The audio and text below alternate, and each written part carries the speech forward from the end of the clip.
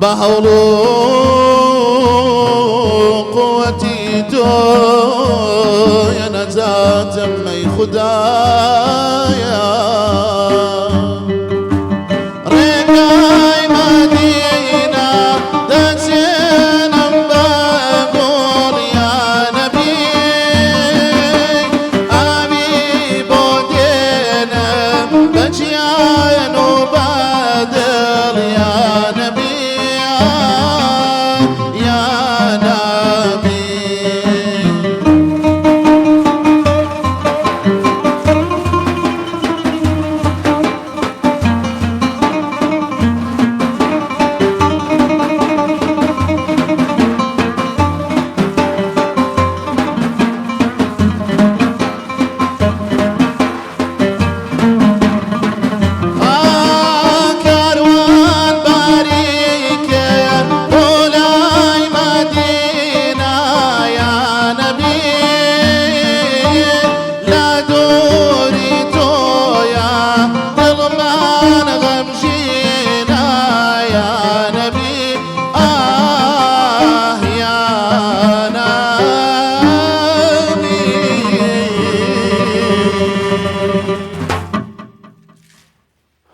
الله خودش ترازی به ما دونه بنی اخوان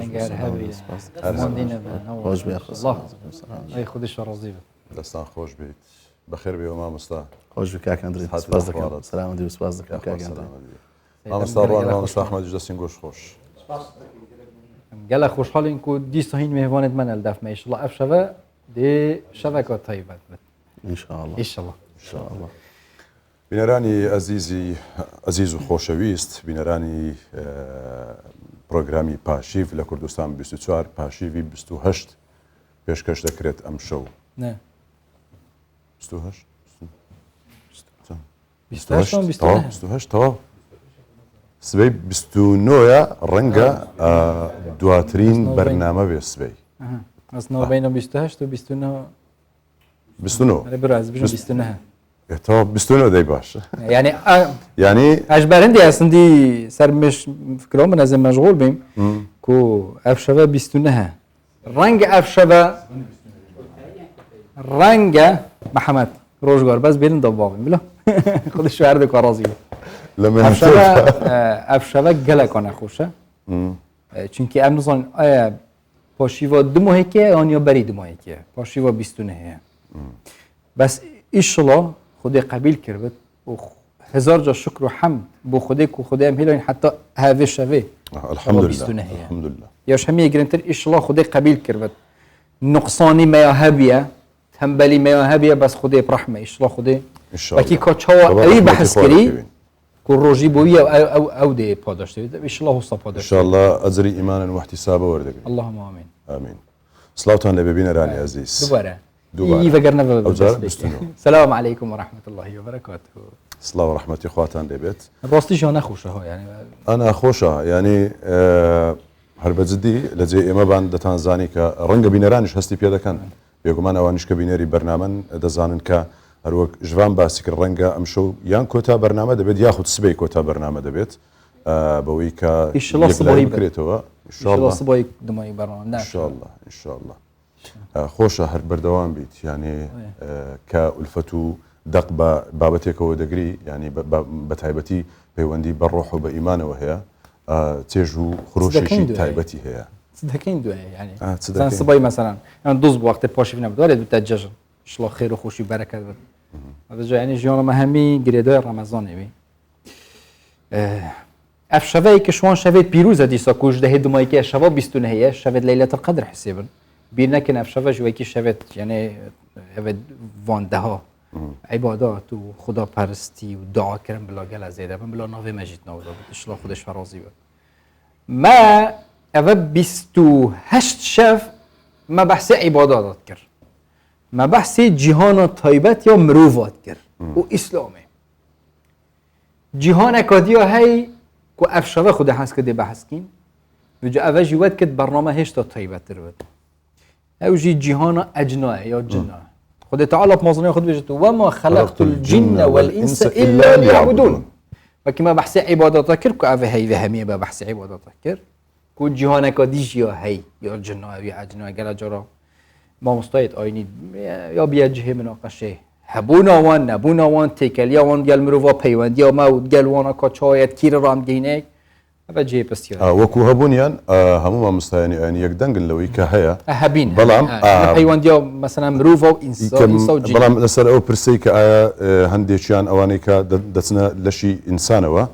خلاف هەیە لەو بینەدا بەشێکیان پێیان وایە کە ناچێت بەڵێ بەشێکیان پێیان وایە کە ناچێتە جەستەی مرۆڤەوە بەشێکیان دەڵێن نەخێر دەچێتە جەستەی مرۆڤەوە هەریەکەیان بەڵگە و قسەی خۆیان هەیە لەسەر ئەمە اف بابت جێگرنگیه اوید نو که تماشات کنجی اوید بوان و اوید جێگرنگی بلا بوان و جی آگهدار کن که افشوه برنامه ما طیبت گریدایی هەروەها لەگەڵشیدا پرسی سەحر و جادو ئەو بابەتانە گفتوگۆ دەکەین لەگەڵ زۆر بەڕێز مامۆستا عومەر دارەتوو ما مصايد قلمه افشوه یاخوا سڵاوی خۆت لێبێت سلامي الله العوج ان شاء الله و ان الله خودی رمضان قبیل کرد ان شاء الله تعالى بەخێر بێ یاخوا مامۆستا سپاسدانە کام لەگەڵ ڕەمەزانێ چۆن بووی الحمد لله سپاس لەبۆ الله زۆر باشین الحمد تەندروستیت باشە الحمد لله سپاس یاخوا هەر باش الحمد لله از بجا ما مستوى وقتی ما ابر کدی باش هبت کو ام تیر و تسلی بحثی بی بابتی بکنی جمع دا درگه موازن وکین اف هر دو جهانه هبون آوانات قرآن پیروز داد یا بحث کردن و کی خود تعالی جی بحث جد که دیاره پیش و پاشوان دیاره اجنه انا ظنم که او صدرست آنه و ما خلقت الجن والانس الا ليعبدون دیاره اجنه برینگی هبین عالم و جنه پشت هنگی مروبت هاتی نشکن انا ظنم که یعنی بود چون آوات چواه بله دو جهان جگ جدانه بله جمع ام بعباداتها بحث كين وقت خود تعالى بيجد مثلا منو كهي ورمضان هي ومروف قلب من جيل عباداتنا عالم الجنة زانياري تصاباش مروف والسرهنة عبادات توانا چنه چوزان مانا جهي ورمضان هي نويج روجي وتشتب صحنة يعني جيب تماما كاتشوا چيكر نوان وهبو نوان يا جدا عبادات توانا جيك جدانه الحمد لله رب العالمين والصلاة والسلام على رسول الله أمين وعلى آله وصحبه أجمعين پیش اوی بتینە سەر ئەو جوابەی کە پرسیاری بەڕێزت پێم خۆش بوو دەست خۆشی لەو برای بەڕێزانە بکەم دەستەکانتان خۆش بیا ڕەبی ئەڵڵا موفقتان کا سەربەرزتان کە بەڕاستی وەکو دەڵێی دڵمان ئاوی خواردەوە بە ناوی پێغەمبەر صلی الله علیه وسلم ئەمنتان گریان بەڵام هەرچەندە ئەڵڵا موفقتان کە ئینشاء الله تعالی بەردەوام بن لەسەر ئەو کارە جوانەی کە هەتانە ئینشاء الله لەسەر بەردەوامبوون لەگەڵ پێغەمبەر ئینشاء الله تعالی طبعا ئەو ئاەتی سەرەتا بە خۆتان باستان کرد هەردوو بەڕێزتان باستان کرد وما خلقت الجن والإنس إلا ليعبدون ئەوە دیارە یعنی ئاشکرایە کە رب العالمین دەفەرمێ ئەمن جن و ئینسم دروست کردێ لە بۆچێ بۆ ئەوەی بمپەرستن کەواتە ئەوانیش بە هەمان شێوە عیبادەتی رب العالمین دەکەن و پێغەمبەر صلی الله عليه وسلم کۆتا پێغەمبەر بووە و پێغەمبەری جن و ئینسی بووە و لەگەڵ ئەوەشدا چۆن با بڵێن بانگەوازی کردووە لەگەڵ ئینسانی بە هەمان شێوەش لەگەڵ جنەکان کردیتی لە حەدیثی پێغەمبەر هاتووە صلی الله عليه وسلم کە شەوەچیان پێغەمبەر صلی الله عليه وسلم لەگەڵ تاخمێک لە سەحابەکان بەیەکەوە لە شەو دامانەوە دواتر لە نیوەی شەو یەک لە سەحابەکان تەماشای کرد پێغەمبەر صلی الله عليه وسلم لە شوێنی خۆی نەماوە ئیتر زۆر گەڕان بە دوای پێغەمبەر تاوەکو نێژی بەیانی ئەوجا يعني ترسيان هبوا لو يك بيغمبر شتشي بسر هاتبي صلى الله عليه وسلم دواتر بيغمبر كهاتوا فرموي لقل او براد زنا نقسم ذكر باسي دينو باسي عبادتهم لبو ذكردن فرمو ورا شوينه كان ببينن صحابه برز كان كتسونا سر شوينكي اگرداني او شوينيك زنكان ايشان تدا كردوا اگر كان هرمابوا كواتا اوانيش بلي عبادت بجدارن لا عبادت بلام لشيوازي ايتونيتي او عبادتاني كوا زندي كان بالضبط مطابق وكو إيما أو دنيا شي غيبة غەیبیش کەس لێ نازانی لا يعلم الغیب إلا الله. بەڵێ دەچینە سەر ئەو پرسەی کە لە پێشەکیشدا باسمان کرد زانایان ڕایان دابش بۆ دووڕە بەشێکیان پیان وایە کە جن دەچێتە لەشی ئینسانەوە بەشێکیان پیان وایە نەخێر ناچێتە لەشی ئینسان و تەنیا ئەوەی هەیە مەسە کەواتە ئەمە بەست خلافە لە بینیان خلاف لە بینیان جا بۆم ڕاستکەوە ئەگەر خلافە ئەگەر ئەنگۆ لە من عادز نەبن ئەمن لە دڵۆ ئەنگۆم زۆر خۆش دەوێت بەڵام ێشە سەرەتای بەرنامەکەی لەسەر شتێکی بەسیط ئەنگۆ خلافتان هەبوو خلافەکەی لەسەر 28 و 27 چاوتان ماز دەکەم لێم عادز بابن نانە ئەو کە ئەوە بەسیترین شت بوو کەواتە بەش خلافمان لەگەڵ توێ 28 27 نا 28 29 ئەتەوە زۆرش بە خلافەچکەوە بە دوو خلاف 20 ثانیەدا ئەمن مەبەستم چ بوو مەبەستم ئەوە بوو لە ئیشەکەی تێ بگەین ڕاستە ئای 28 29 ئەو خلافەی گچکە لەسەر ئەوەندەی دروست بوو ڕاستە کەواتە هەتا دنیا مایە خلاف هەر بەردەوام دەبی و خلافیش هەر دەبی قاعدەیەک هەیە خلاف ڕەحمەتە بەڵێ بەڵێ لە بۆ ئومەتی ئەو خلافە بڕۆکەچی ئەو قاعدەی بڕەکی زەعیفە لە بەرەوەی هەندێک زانایان ئیشی پێ دەکەن هەندێکی پێیان وایە ڕەحمەت نییە لە بەرەوەی خلاف بڕۆکە کێشە و مەشاکیلیان پەیدا دەکات جا بە حەقیقەت لە زۆر بابەتان خلافەیە هەتا بگرێت لە دەستنوێ شوشتنێ کابرا جاری وە دەستنوێ جێشوە یەک ئەڵێ دەشتێ یەک دەڵێ ناشتێ ڕۆژی گرتن وەختی بانجی دەڵێ کاکە کاتەکەی لەگەڵ ڕۆژ با بڵێن ڕۆژ ئاوابوون و تاریچیە و یەکی دیکە دەڵێ لەگەڵ بانجە یەکیان دەڵێ هەتا ڕەش و سپی جیا دەبتەوە بەڵێ کەواتە خلاف ماشاء الله لە هەموو شتێکی هەیە ناو ملەتی کوردیش دەتوان بڵێم خلاف زیاتر هەیە زیاتر لە هەموو بابەتێکی لە هەموو مۆزوعاتی بەڵام لە هەر خلاف لە هەر چێکی دروست بوو ئێمە چ بکەین باشە بۆ ئەوی بزانین حەقەکەی ببینینەوە وایە دێن تەمەشا دەکەین چیان دەڵێ قال رسول الله صلى الله عليه وسلم يان دلي چیان دلي قال تعالى في القرآن يان لبون مني باسي لدواي آيات لدواي حديثي باسي أو تار مذهبي ذكا يان باسي أو تار خلفاي ذكاتن أو جا دواتر شتيدي كديني بياوكي بون مني دلي كاك جناتي قد أبد بعياتي ناس تقلبي خلشي تواو هر إنكاري ذكا وإنكاريا بلان بياوي شيء لبون مني كباز دكاين مثلا لا قرآني بيروز جنابتان شارزان الحمد لله لسورة بقرة رب العالمين دفرمي الذين يأكلون الربا لا يقومون كما يقوم الذي يتخبط الشيطان من المس يتخبط الشيطان من المس اليرا أو خطش لبن بدين الي ربزانين زانيان كيان تفسير كرديا هر صار مذهبك إمام الشافعي إمام حنفي إمام مالك أحمد كوري حنبل رضا ورحمة الله إليه ابن عباس لقال ابن تيمية رضا ورحمة الله إليه أوانا هر هميان أهل السنة والجماعة لتفسير أو آتي دلي من المس يعني دخول يعني الشيطان دست قلبي شو دلي هر صار مسابقة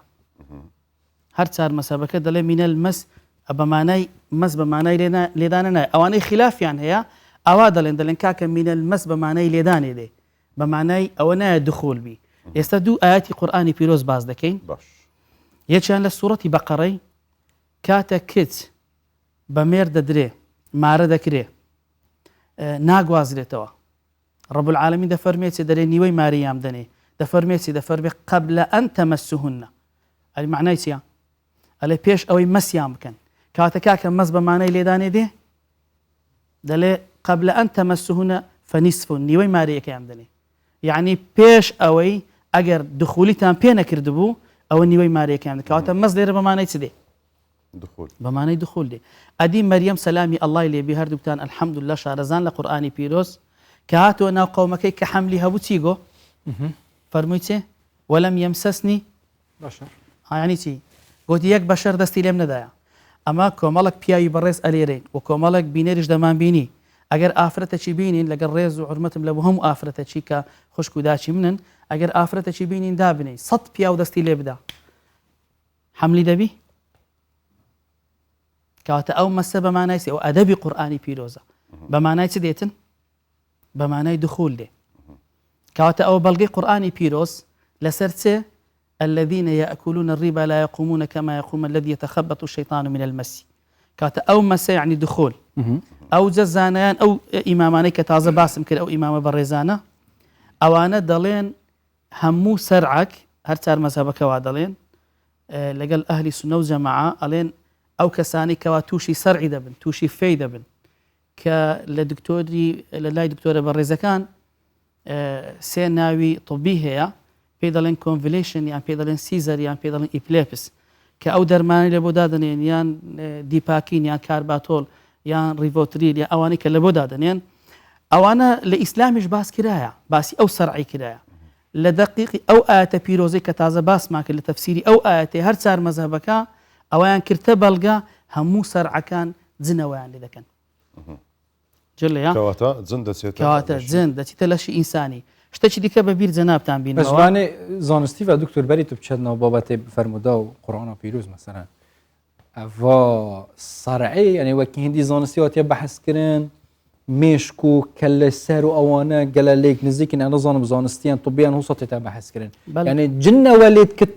بەخۆی ئەوە دەکردین دەتوانین بلین دەتوانم ئەمن وەکو خودی خۆم ینی ئەوە ڕێی خۆمە ڕێی خۆمە دەتوانم 180 هەموو سەرعەکان جنن هەموو سەرعەکان 180 جنن 120 ئەوەیە کە وەکو دکتۆرە بە ڕێزەکان باز دەکەن لێرەوە چاویان ماز دەکەم ئەمەش جاری وەیە کە نەخۆش دەکەوین منداڵم خێزانم پێویستمان بە دکتۆری دەبی کارەکانی دکتۆران ئەمە نەڕەڤز دەکەینەوە نەعادیشمانی نەپێشمان دەکرێت بەڵام لە هەمان کاتیشدا ئەو بابەتە دوولایانەیە هەم لایانی مۆزوعی جنیە هەم لایانی مۆزوعی طبیە 180 دەتوانم بڵێم جنە 120 دەبینی جاری وایە کابرا بەربیتەوە داعمی سیارەیە زەربەک بە سەریکەتیە یان کارەباییەک لە مێشکی خەلەلی هەیە ئەوجە کارەبای زیادە یان کارەبای کەمە یان ئیشکال لە دەمارە چیە ئایا ئەو دەمارەی لە بۆ نمونەی تووشی ئەو ئیشی دکتۆرە بە ڕێزەکانە بەڕاستی ئەوان قسەی لێ بکەن بەڵام لە شەرعیش باسی لێکرایە بەڵێ کەواتە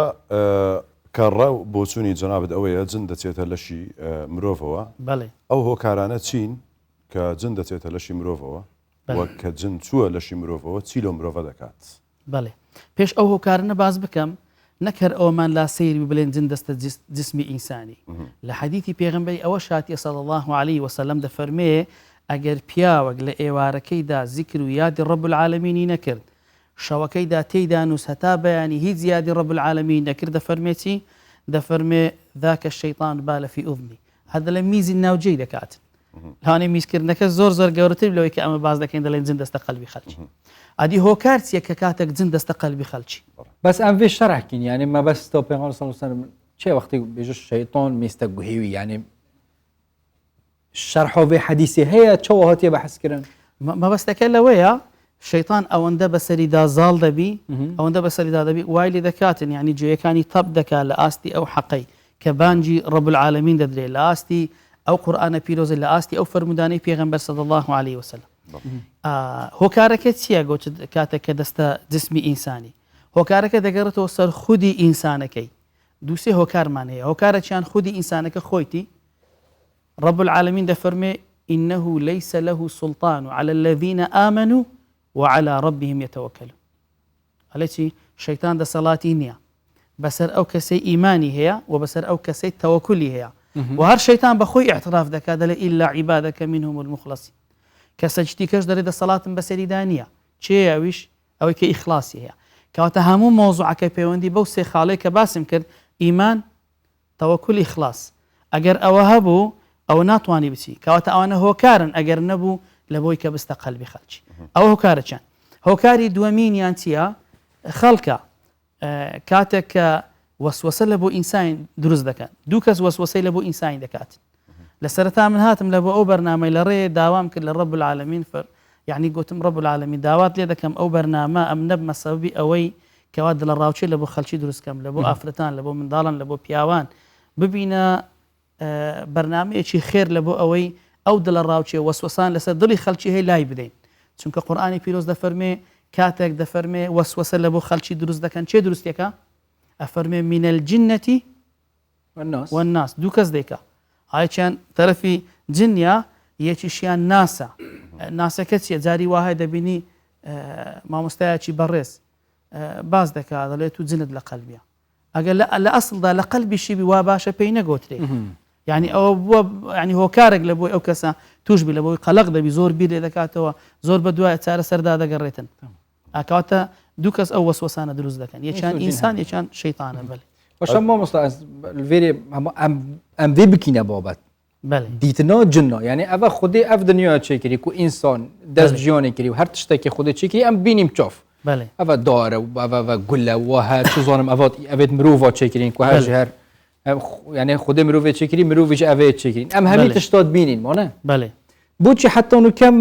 ئەجنە نەدیتینە بۆچی پەیوەندیەکە هەوسۆ نەبیە هەموو ئەجنە پێیوێت وێ دنیاەدا بژین و بخۆن و بەخۆین بله تشتی هەوسۆ مرۆڤ شێت بێژت و کابراک مەسەن دێژدیر بە بژێت ئەس زانم فلان کەسی ئەجنێت چوینەت لە شێویدا بله شتێ وسە ڕاستە نانژی ئەمشین ببینین جن وەکو باسمان کرد تازە بەو ئاەتەی پیرۆز قورآانی پیرۆز باسمان کرد و هەر چار مەذهبەکەمان باس کرد وەگەر حەدیثی پێغەمبەر صلی الله عليه وسلم ئەوە لاری نیە لە عقیدەی ئەهلی سونە و جەماعە جن ثابتە دەستە قەلبی خەڵکی بەڵام ئایا دەبینین ئەوە مۆزوعی دیکەیە چونکە قورآن دەفەرمێ ئینەهم یەراکم هو قەبیل من حیث لا ترونه ئەوە قەدری هەتا قیامەتێ جن نابیندرێ يعني ئەوە نییە بڵێن کاکە ئەمەوە دیتمان بە بینیمان کە چۆن ناو قەلبی جن نابیندرێ بەڵام ئەگەر هاتوو هەندێک حاڵەتمان هەیە حاڵەت مثلەن دەبینی کەسێک ئەگەر تێک دەچی یان کەسێک جن چوویتە قەلبی پەردەک لە بینی مە و لە بینی ئینسانی هەیە وەکو ئەو جامەی کە ئێستا هەیە لە ماڵان هەیە دووڕووە جامەکە لە دەرێ تەمەشای ژۆرێ دەکەی ژۆرێ دیار نییە لە دەر ڕاتەمەشا بکەی بەڵام لە ژوورێ تەمەشای دەرێ دەکەی دیارە وایە بەڵام ئەگەر بمانەوێ ئەو پەردەی هەتیکەین جامەکەی بشێنیان جامەکەی بکە هۆرد لە یەکتری لێ دیارە وایە رب العالمینیش دەفەرمێتی إنه يراكم هو قبيل من حيث لا ترون التي كاكل الجن هاو دوستاني ايوه نابينن عفوا دفرمي اوان ايوه دبينن بلام ايوه اوان نابينن قال لقيامتي عكس دبتو زار اما دابين اوان اما نابينن ادي شين اوان لدنيا دبينن الا اجر كسك ديتي او بردك اللي بيني ان هتك بو الا لقلبتي اجرنا نابينتن اي دتواندري قسي لقلب بكري دتواندري قسي لقلب بلام بيق مرزي اوش بشرتك لقلبي انساني بيت للرقي دمي انسانك وقصب للرقي دمي انساني اوش مبالغه زوري كذا جاري واهيا دلين فلان كاس بينزني لقلبي يعني دلين فلان كاس تارزني لقلبي بحقيقتش او رازني يعني ما مستاهل بريس ابو لهوليري لسرنا فرج يخين ديقو ما مستا او باصدقني لقلبي يقولون خو مقرنيا او كذا بيشتيوا قلت دبي الا بيبيك ولا مشين دادا مشين ان شاء الله کاکەوە برادران بوو چۆ لای دەفزانەکان کاکە مەترسێن چ نییە مامۆستاخۆ ناڵی لەگەڵ خۆ بینایە عادی برامە باسیوان دەکەین نابی ئەوانش وجودی خۆیان بە دیار بێخن هەیە عادی خۆ نییە برا بۆ مەکە باوزار مەسەلا لە مەجلسێک خوا بە ئەوە بکەمە پرسیار وڵڵا ئەحمەد ئاگار لە خوبی ئەوە بۆ معلومات یعنی نەبتە ئەوە بەڵێ ئەگەر لە مەجلسێکی ئەوها بە خێر باسییان بکرێ یان بە معلومات حاضر دەبن ئەوان یعنی کوو بزانن وڵڵاهی ئەمجا بعد لە ڕاوچێ دروست نەکەین یەکەم جار ئەوانە زۆر زەعیفن زۆر بێدەسەڵاتن یەکەم جار دوژمنمانن قورئانی پیرۆز دەفەرمێ خراپەکانیان بەڵێ دەفەرمێ ئین الشەیطان للئینسان عەدوو مبین بەتەئکید شەیطان دوژمنێکی بە ئاشکرای ئینسانەکانە بەڵام خۆشبەختانە رب العالمین دەفەرمێ ئین کەیدە الشەیطانی کانە ضعیفە هەموو فڕوفێڵەکانیان هاو دەفە بەعادی دادانەوە هەر شتێک لەو بابەتان وەی دێستا هەرچی بابەتە چی بەس لێک جیاواز بکەین شەیطان و جنەکان بایسە لەت باس کەم ئەفەن بمبوورە ئەوە ئەگەر تەمەشای ئەو وەزعی بکەین یعنی ئەوانە هەر هەموو ئیش و فڕ و فێڵ و هەرچیەشیان هەیە کەید و مەکر و حیلیان هەر هەمیان زەعیفن زەعیفتر نیشانیان بدەین لە بۆی بینەران خەڵکانێک تەمەشان دەکەن یعنی نەترسێن ئەوی باش بیناسن پێغەمبەر دەفەرمێ صلی الله عليه وسلم ئەو هەر بەڵگەشە لەسەوەی کە دەستە قەلبی خەڵکی دەفەرمێ ئین الشەیطان یەجری من بەنی ئادەم مەجرە الدەم ئەڵێ شەیطان دەستە ناو دەماری ئینسانی هەندێک دەمارمان هەیە زۆر وردن ئەگەر لەو چەماناوەها ئەلێرانە زۆر وردن یان ئەلێرە دەماری زۆر وردمان هەیە کاتێک نازدارمان محەممەد صلی الله عليه وسلم دەفەرمێ شەیطان دەستە ناو دەماری ئینسانی لەگەڵ خوێنی دەوران دەکا دەمارمان هەیە لە مووی باریکترە شتێک ئەگەر بتوانی بستەنا ئەو دەمارە باریکەی دەبی چەندبی وایە کەواتە لە ئەسپێکیش بچووکترە لە ئەسپێک کاتە مەبەستم ئەوەی بینەران وەبی لەو مۆزوعی نەترسێن ئەوانە زۆر زەعیفن جگەلەوەش ینی ئەو شتومەک و ئەو بابەتانی کە هەیە بە شەوان داپۆشترێت هەرنا چیلکەیەکی لەسەردا بندرێت و بسم الله لەسەر بکرێت دەستکاری ناکرێت تەنانەت توانای لادانی ئەم چیلکەیە نییە چیلکەشیانە بەڵێ وایە بەس ئەگەر حەزم لێ هەر لە بۆ ئەوەی وەبی لە پاش بەرنامە و بەرنامەکە لەوانێ ئەو کاتەمە بەدەستەوە نەبی بتوانین هەموو شتێکی لێ باس بکەین یعنی یەک شتی بکەم لە بۆ ئەوەی بینەران ئەو مۆزوعە لە کنیان زۆر شتێکی ئاسان بێ یعنی قرس نەبی لە کنیان یعنی ترس و دلە ڕاوچێ لە کنیان نەبی لە بۆ نمونەی وا دابنین جەنابەت سحرت لێکرایە ئاوا دابنێ مامۆستای بەڕێزیش وەسوەسەی هەیە دوو لە بەڕێستان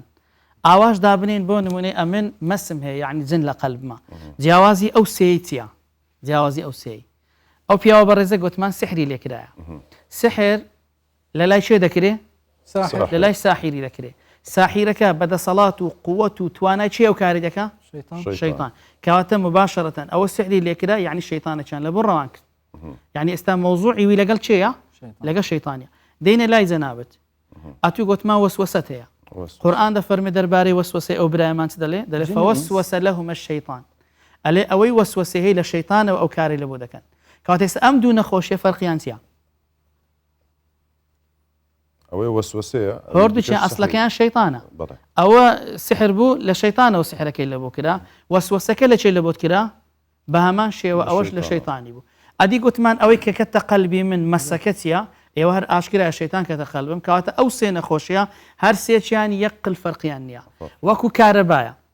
کارەبا تەزوەچی نادیارە بەناو وایەرەکی مردوودا دەڕوا لە کاتێکی دەستە هەر شوێنێکی کۆمەڵک ئیشی پێ دەکرێت ئالە بۆ نمونەی ئەستا لێرە نەچی پێ دەکەین کامیرە ئیش دەکا وایە گلۆب ئیش دەکا سوڕەیەیە ئەو مایکانە ئیش پێ دەکا ئەو جە تەلەڤیزۆن ئیش دەکا هەزار ئیشی دەکات کاتە هەر هەمیان ئەگەر ئەوڵی تەماشا هەر هەمیان یەکسان بوون بەچێ بە شەیطان باشە کاتە ئەو خەڵکانە بۆی نەترسێن لەو بابەتەی کاتە ئەو مۆزوعە ئەوەی سحری لێکرایە ئەوەی کە لە قەلبیتی دەرە تووشی مەسی بووە ئەوەی وەسوەسە هەیە هەر سێکیان لەگەڵ چێ لیان قەومایە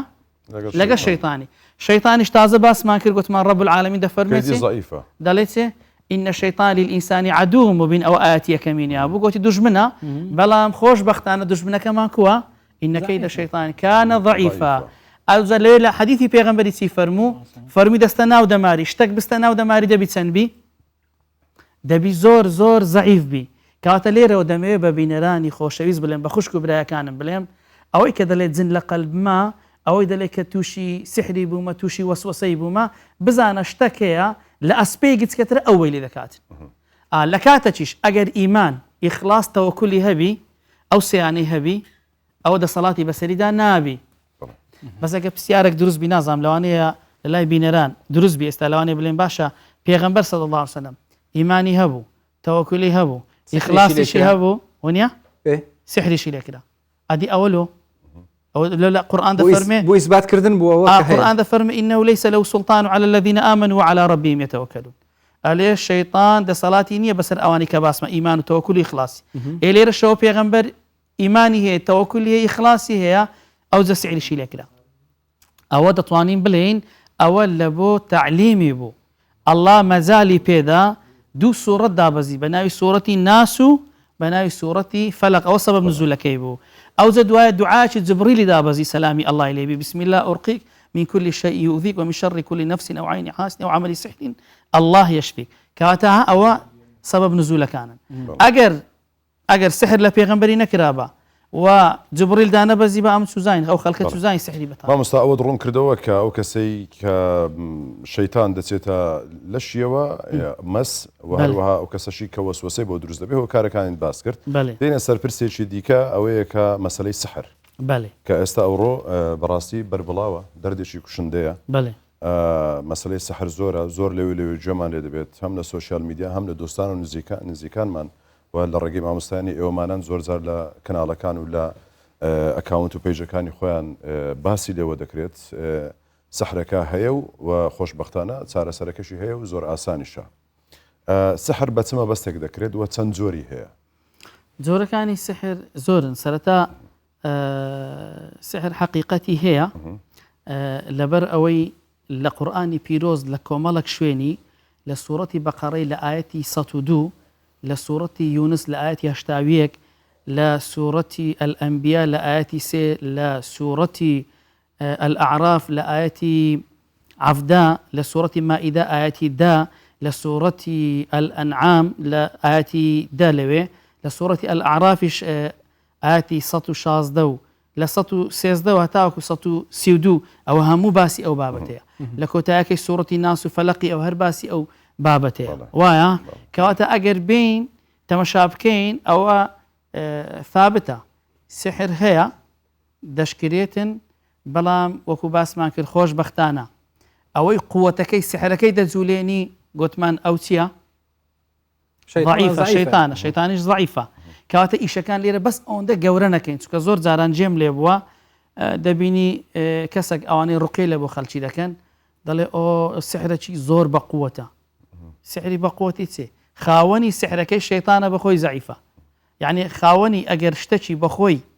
ضعیف بی شتەکەی هەیتی چییە وایە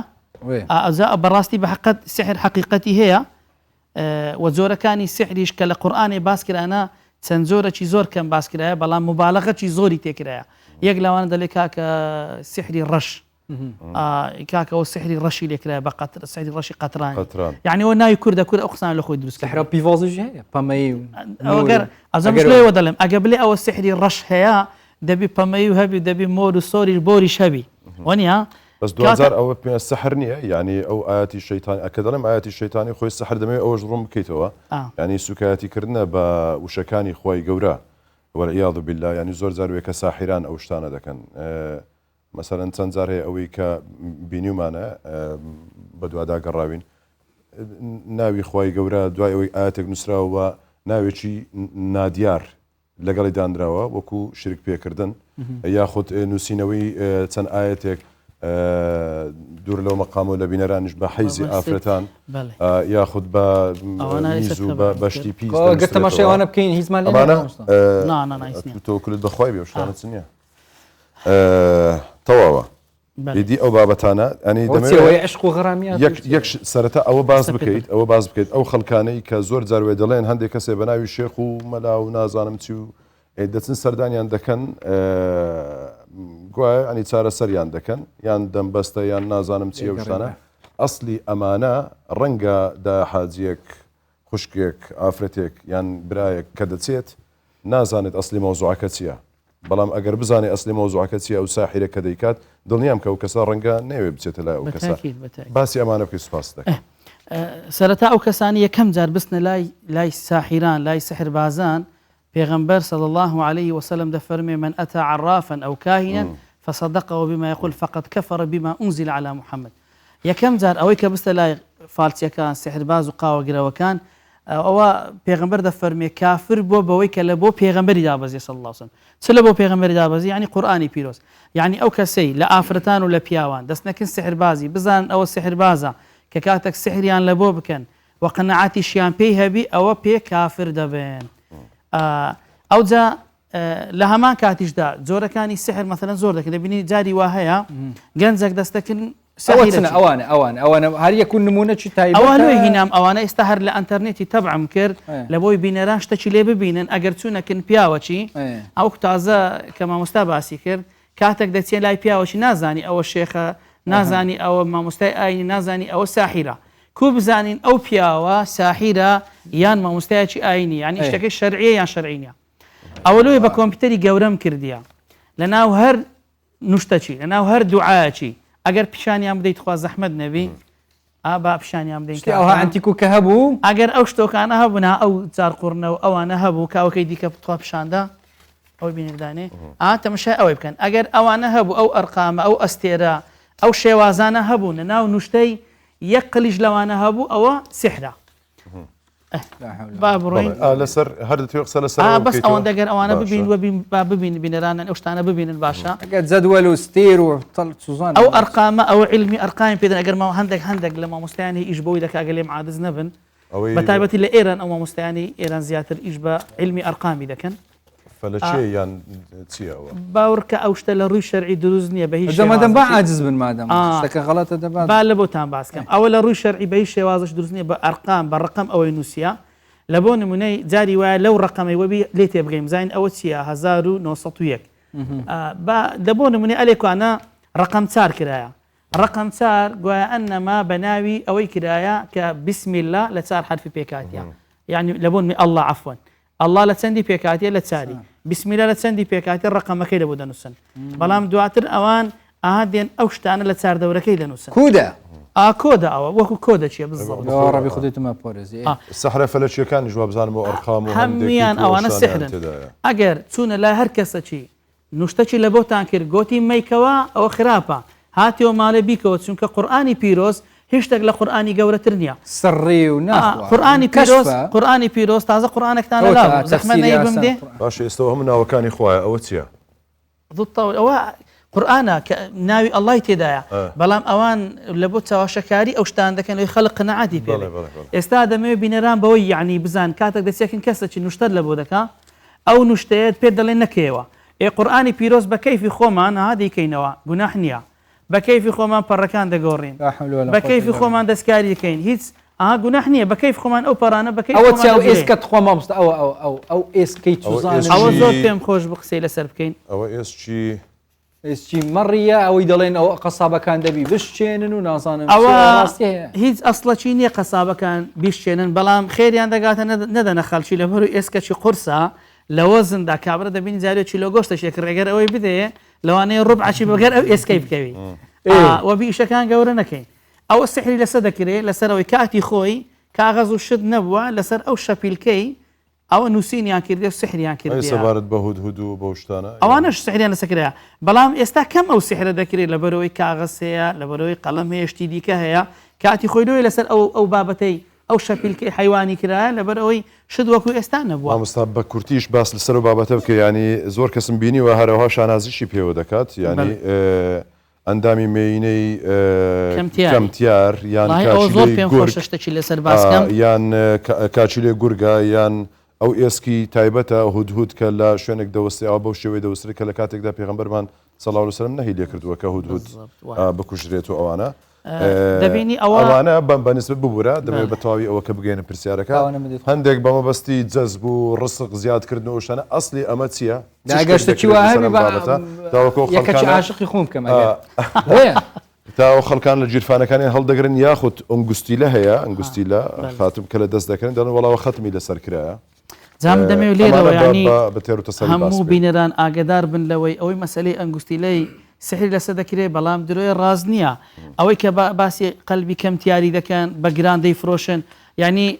پیاو هەبووە بە 30 وەرەقەی کڕیە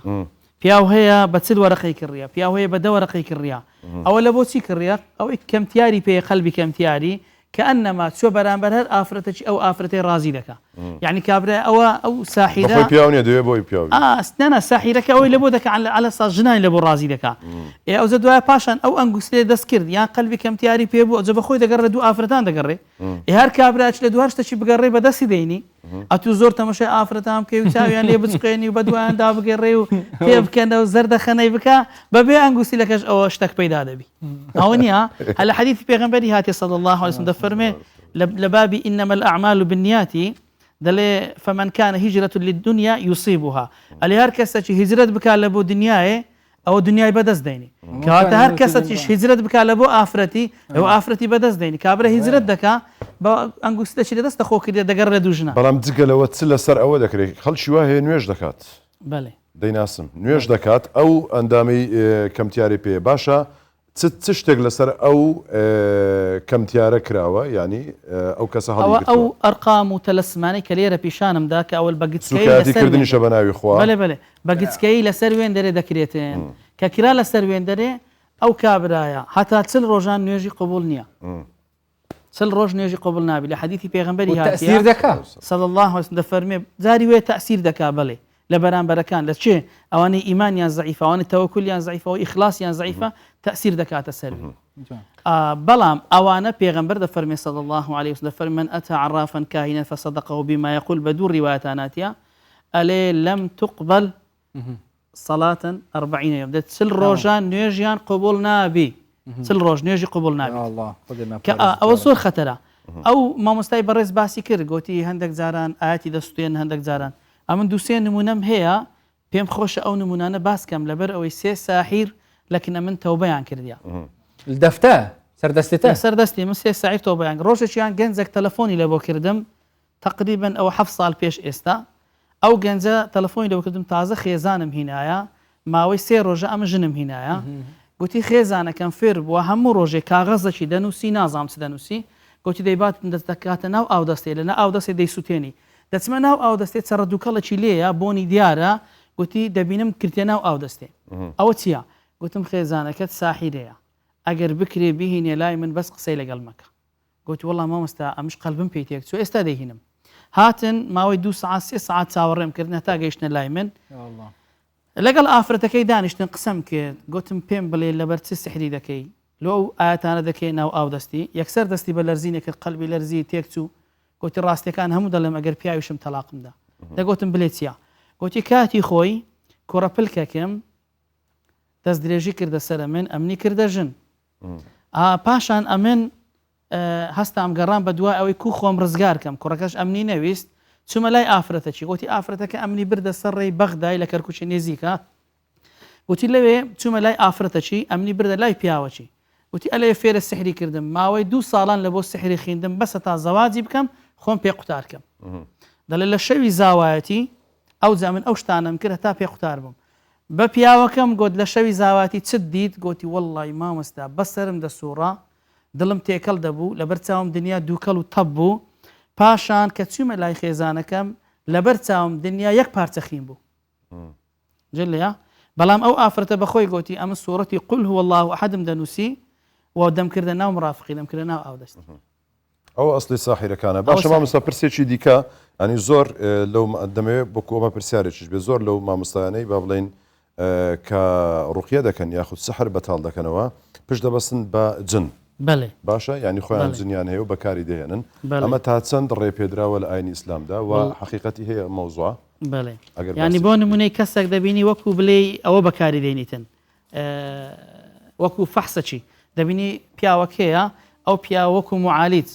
وەکو مامۆستای ئاینی لەسەر خەڵکی دەخینی نەفەرێکی لە تەنیشتە خۆی دانایە ئەو نەفەرە سۆنەرە كأنما أو سونر يعني زن لقلبيتي أتود سيكني كشفة تيبي ذاك ما بس أويا إيش يعني بيدك ونيا رب العالمين لقرآن بيروز دفرمي وأنه كان رجال من الإنس يعوذون بالرجال من الجن فزادهم رهقا التي عليهن دقل بيا وكاني إنسان هاناو بنان دبر لبو بيا وكاني جن دلباتي إيش يعني لبو آسان كان فزادهم رهقا إيش كان اللي قرسترو قورتر ذكردن زانانی ئەهلی سونە و جەماعە دەڵێن هەر کەسێک ئیش بە جنان بکاتێن ئەوە شرکی کردیە بەڵکو کوفری کردیە کاتە ئیشەکەی دروست نییە بە پێی بەڵگەی ئەو ئاەتی قورئانی پیرۆز ئەو کارەکارەکی شەرعی نییە. یعنی ئەوە دروست نییە با بڵێن هەندێک لەو مامۆستا بەڕێزانە کە دەڵێن ینی با بڵێن جنیان هەیە و جنی موسڵمان بەکاردێن بۆی بزانن یان سەحرەکە لەکوێیە یان ئەو کەسە چێ سەحری لێ کردووە یاخود بۆ بەتاڵکردنەوەی سەحرەکە ئەوە دروست نییە بە هیچ ئەو بەی شاش دروست نییە کاتی خۆشی لایەنێک لەلایەنە سیاسیەکان با بڵین سەرکردەیەک لەلایەنە سیاسیەکان تەکلیفی لێ کردم دوو جاریش بانجی کردم کە من جنەکەم هەبی و لەگەڵی ئیشی لە بۆ بکەم و ئەو شتانە ئەو ئاتەم لە بۆ باس کرد شارەزایش چاچشی لە قورئانی هەبوو ئەو ئاتەم لە بۆ باس کرد دەیگو نا احتیاجیە شتێکی ئاساییە ئەوتم برا هەر کەسێکی ئیش بە جنی بکاتێن دەبتە ئیستیعانە و ئیستیغاثە کە بۆ ئیستیعانە و ئیستیغاث پێ کافر دەبی و لە شەرع دەردەچی بەڕاست دروست نییە بە هیچ شێوازەکی چت بێژن ئەم پیچێکیش عەڵامۆ جنۆ دیر کەوین ئەف مرۆڤێت بەڕێز و خۆشتوی تشتێکی پێشکەشیمە ئەو شتێکی خۆشە ئەکە جنجیل فێری بم بلاوژی گوێ خوب دنێ شتێکی خۆش مسلمانەکانیش دڵیان پێ ئەوانش حەقی خۆیان هەیە و لە شوێنەکان بن جنە مسلمانەکان بەڵێوانیش هەنە و حەقی خۆیان هەیە و ئەو مسلمانەکانیش برای ئێمەنە ئینشاءالله.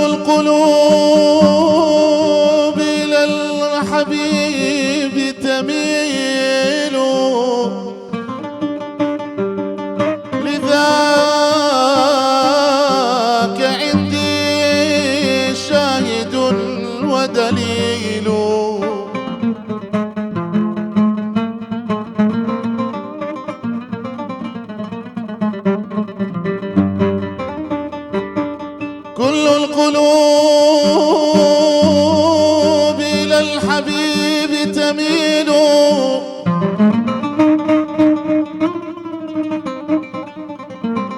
لذاك عندي شاهد ودليل. أما الدليل إذا ذكرت اسم محمد فتبقى دموع العاشقين تسيل.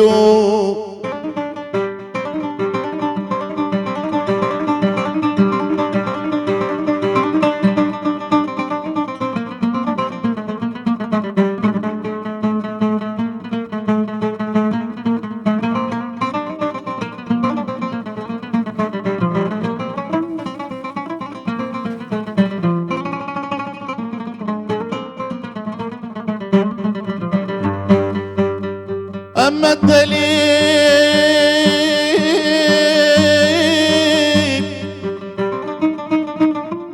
إذا ذكرت اسم محمد فتبقى دموع العاشقين تسيل. هنيئا لكم يا زائرين قبر نبيكم، هنيئا لكم يا زائرين قبر نبيكم، الفوز بالجنات ويا نعم السبيل.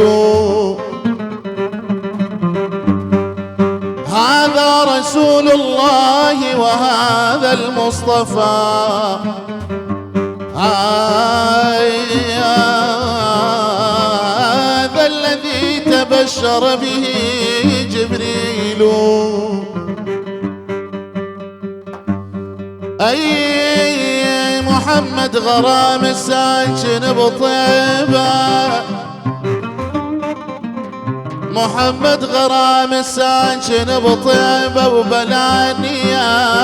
وبلانية، وحنين النوج بالضامر بلاني.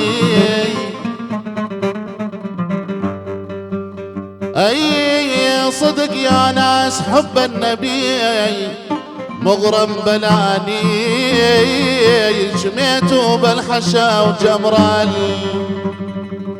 لا لا لا لا لا لا جميتوا بالحشا وجمر الغضب. قمرون قمرون قمر سيدنا النبي، قمرون وجميل وجميل وجميل سيدنا النبي وجميل.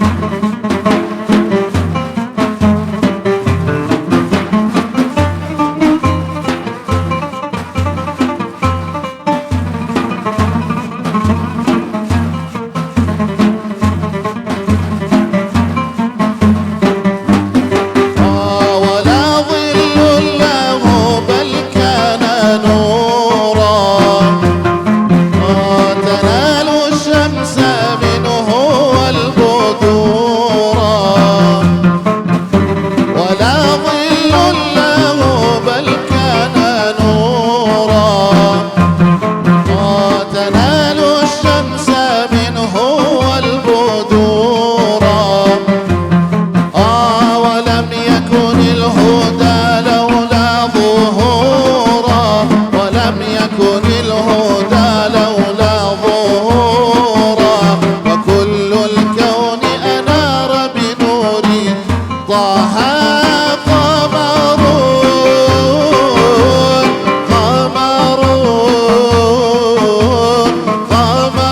سيدنا النبي قمر وجميل وجميل وجميل سيدنا النبي وجميل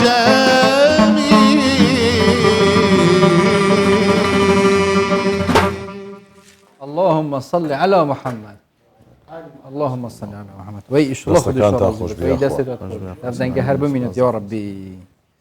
جدي سبتشينا بابچینەوە دەف مامۆستای ئەو هایوانێ گەلە جارە مامۆستا ئەس vê جارێ بچمە عالیە ژن و mêra گەلە جارە تە هەندێک مشکلات ناوبەینا ژن و mêraدا چێبین لێ سەکنێ چ مشکلە نینم بەس تە هەندێک حتا گەشتە حدێ تەلاقێ سحر و جن وەتکن ژن و mêr ژێک ببن و چاوە مەسەلەن زەڵام بزانت کو سحرال ژنکای هاتیەکردن یانجی ژنێک بزانت سحرال زەڵامەیە هاتیەکردن وەکی تەبەری نوکە نمونەیەک ژێ بەحەس کردی بەڵێ بەڵێ یعنی بەری بگەهتەوێ حەدی چارەسەری هەبێت بەخۆی دەتوانم بڵێم ئەوە دەتوانم سەتا شێستی سحرا سەتا چلیش ژن و مێردەکە لە ماڵێ ناگەنە یەکتری دەبینی تەمەنی پیاوەکە گچکەیە تەمەنی ئافرەتەکە گچکەیە یان ئەزمموی ژن و مێرداتیان نییە یان ئەوەتە دەبینی یەکیان هەر بەخۆی لە بنیەوە کەسەکە تووڕە و توندە بڵێ لە بۆ نوێی بە بغز و بە ڕق و بە چینەیە بێتەبیعاتە نازانین لەگەڵ جاری وایە مامۆستایەک باز دەکات دەڵێ کاکە نیشانەکانی سحری ئەوەیە ژن و پیا و بێکەوە ئیدارە ناکەن دەستنە سە سفرێ لەسەر سفرەی بینیان تێک دەچی وچی گەیشتنەکەن یەکتری قەلبیان تێکەچی ڕقیان دەبتەوە ئافرەت جێ لە تەلەڤیزیۆن دەرێ والله ئەوە بڕک ئەوە ئەمەینە ئەوە ئەمەینە ناوە نییە پیاوەکە نازانی لەگەڵ ئافرەتەکەی بگونجێ نازانی دوو جاران پێی بڵێ خۆشم دەوێت نازانی قسەشی جوان لەگەڵی بکاتن نازانی ئەگەر ئافرەتەکە کەمەک تووڕە بە ئەتو بڕەکە ئەهوەن بە نەرم بە ئەگەر پیاوەکە تووڕە بە ئافرەتەکە نەرم بی یعنی سەتا چلی ئەو مۆزوعە سەتا شێستیش ئەوە سحرە قورئان دەفەرمێ لە سوورەتی بەقەرەی لە ئاەتی 102 دەفەرمێ ما یفەرقون به بین المرء وزوجه ئەفەرمێ بینی ژن و پیاوەکان چێ تێک دەدا شەیطان ئادەڵێ لە حەدیثی پێغەمبەری هاتیە صلی الله علیه وسلم جێتان لێ بووە ئەلە شەیطانی گەورە فەرخە شەیطانەکان کە بەناو خەڵکیدا ڕەوان دەکەن بەڵ خۆ دەڵێن فەرخە شەیطان ینی شەیطانە گیچکان ئەلێ بەناو خەڵکیدا ئەوە دەکا و چێ دێنەوە دەڵێ چت کرد دەڵێ قەتلم کرد دەڵێ تو هیچ نییە قەتلەکەم بە پیاوەچی کرد ئەمن وەم کرد دوو کەس شەڕێ بکەن یەک لێکیاندا کۆمەڵک شتی باز دەکە ئەخیری دەڵێ چت کرد دەڵێ ئەوەی ژن و مێردەکەم لێ کردی دەڵێ عەفیت و لە هەمیان باشتر ئەوە کەواتە ئەو شتەش هەیە بەڵام باشترین شت ئەوەیە ئەگەر ژن و مێردێک لە بینێ زۆر پێک نەهاتن هەردووچیان سێ ڕۆژان بە ئیتفۆنی سوورەتی بەقەڕەی لێ بدەن بەبێ و بستنەکەن یەک مامۆستای چا دەبن ئەگەر سحر و ئەگەر جن سێ ڕۆژان لێ بدەن سوورەتی بەقەڕەی بە ئیتفۆنی ئەگەر لە پاش ئەوەی چا نەبوون ئەوە بەخۆ تەبیعاتی خۆیتیان وەکو کوردەواری خۆمان دەڵێ ئەشیان پێک ناکە مامۆستا بابەتێکم بەبیر هاتەوە ئەوە ساعاتەکەشم ئەوە جنەک لەو لای یەک لەو لای نییە ساعت مشکلە نییە برادران زۆر هاتینە پێش دیارە کێفیان لەکە قسەکان أعوذ بالله من الشيطان الرجيم ئەوەی دەڕۆن ئەگەر خراپە کامل أعوذ بالله بەڵێ دەڕۆن بەڵێ کورە ئەمە بەقوترین ئەمە لەوان حیفت نەکرد ئەمە باسمان کرد گوتمەوە زعیفن بەڵێ ئەوەی بووینەوە پێم وابێت لە ڤیددیوەیەکی بەڕێستان بوو لە بە نەخۆشە بەڕێزەکە دەڵێن لە خۆی بچوێنە بەڵێ ئەم قسەیە لەگەڵ چێ دەکەیت مەسەرەن لە خۆی بچوێنە ئەگەر ئەوە لەگەڵ خودی جنەکەی ئەو کاتێک کە قورئانی دەخینی لەسەر ئەو نەخۆشەی کۆمەڵک نیشانی لێ پەیدا دەبی بۆ نمونەی چاوەکانی هەڵدەپەڕی بۆ نمونەی ڕەنجی تێک دەچی خەواوی دەبی دێ بخەوی پەنجەکانی دەجوولێ یان قەلبی دەلەرزی یان پشی تەنگ دەبی ئەو ئامادەبوونی جنەکەیە ئاەتێکەیە پێش وەختی دەخینین پێم خۆش نییە و ئاەتەی باسکەم لەبەرەوەی دوای گەورە و گچکە ژن و پیا و هەر هەموو ئەو ئاەتەی بەرامبەر خەڵکی بخینەوەی لە قەلبی بی لە خۆ دەچی باشتر وایە و ئاەتەی باز نەکەین ئینشاءالله لەبەر ئەوەی منداڵش داوانێت ئەو شتانە بکات دواتر. باشە بەس ینی بڵێ ئەو جەکە ئاەتەکەت خیندووە ئەو حاضر دەبی نێزیک دەبتەوە کە نێزیک بۆ جە پێی دەڵێ بەریدەوە بێهۆشکە ئەوش بێهۆشیەکە ئەو کاتی قسەکردن ڕاستەوخۆ لەگە جنەکەی دەکەین. باشە مەسەرن لەبەرچی پێی دەڵێ کە لە خۆی بچوێنە ئەگەر لە خۆ نەچی ئینسانەکە بە خۆیتی وەکەوت لەگەڵ ئینسانەکەی قسەی دەکەی بەڵام ئەگەری کەسی یەکەم کوژاوە لە خۆچ ئەمە داواکراوە ئەمە دروستە کە ئەو کەسە لە خۆ بچوێنێ. باشە مەبەست چیە لەوەی کە قسە لەگەڵ مەبەستەکەوەیە لە بۆ نمونەی ئەگەر پێمان بکرێ ڕێگای هیدایەتی پێ پیشان بدەین بەڵکو تۆبەی بکاتن وەکو جنەکی ئیمانداری لە دەربچی با بڵێن شێخی ئیسلام ئیبن تەیمیە ڕەزا و ڕەحمەتی ئەڵڵای لێ بدە فەرمێ کاتە کە کەسەکیان دەهینا لامان سەرعی هەبوو یان لە ئیمامی ئەحمەدی کوڕی حەمبەل ڕەزا و ڕەحمەتی ئەڵڵای لێبی دەفەرمێ ئەو ئاەتەمان دەخین أفحسبتم أنما خلقناكم عبثا وأنكم إلينا لا ترجعون فتعالى الله الملك الحق يعني ببيديان دهينا وكأتو دروس كراوي لان رب العالمين ناترسي لو روجي دقريو بردستي رب العالمين بو أويبو كرجاء هدايتي بيبشاندن ما بستيش لو كاري أوي كأمر رجاء هدايتي بيبشاندين وأجر باشان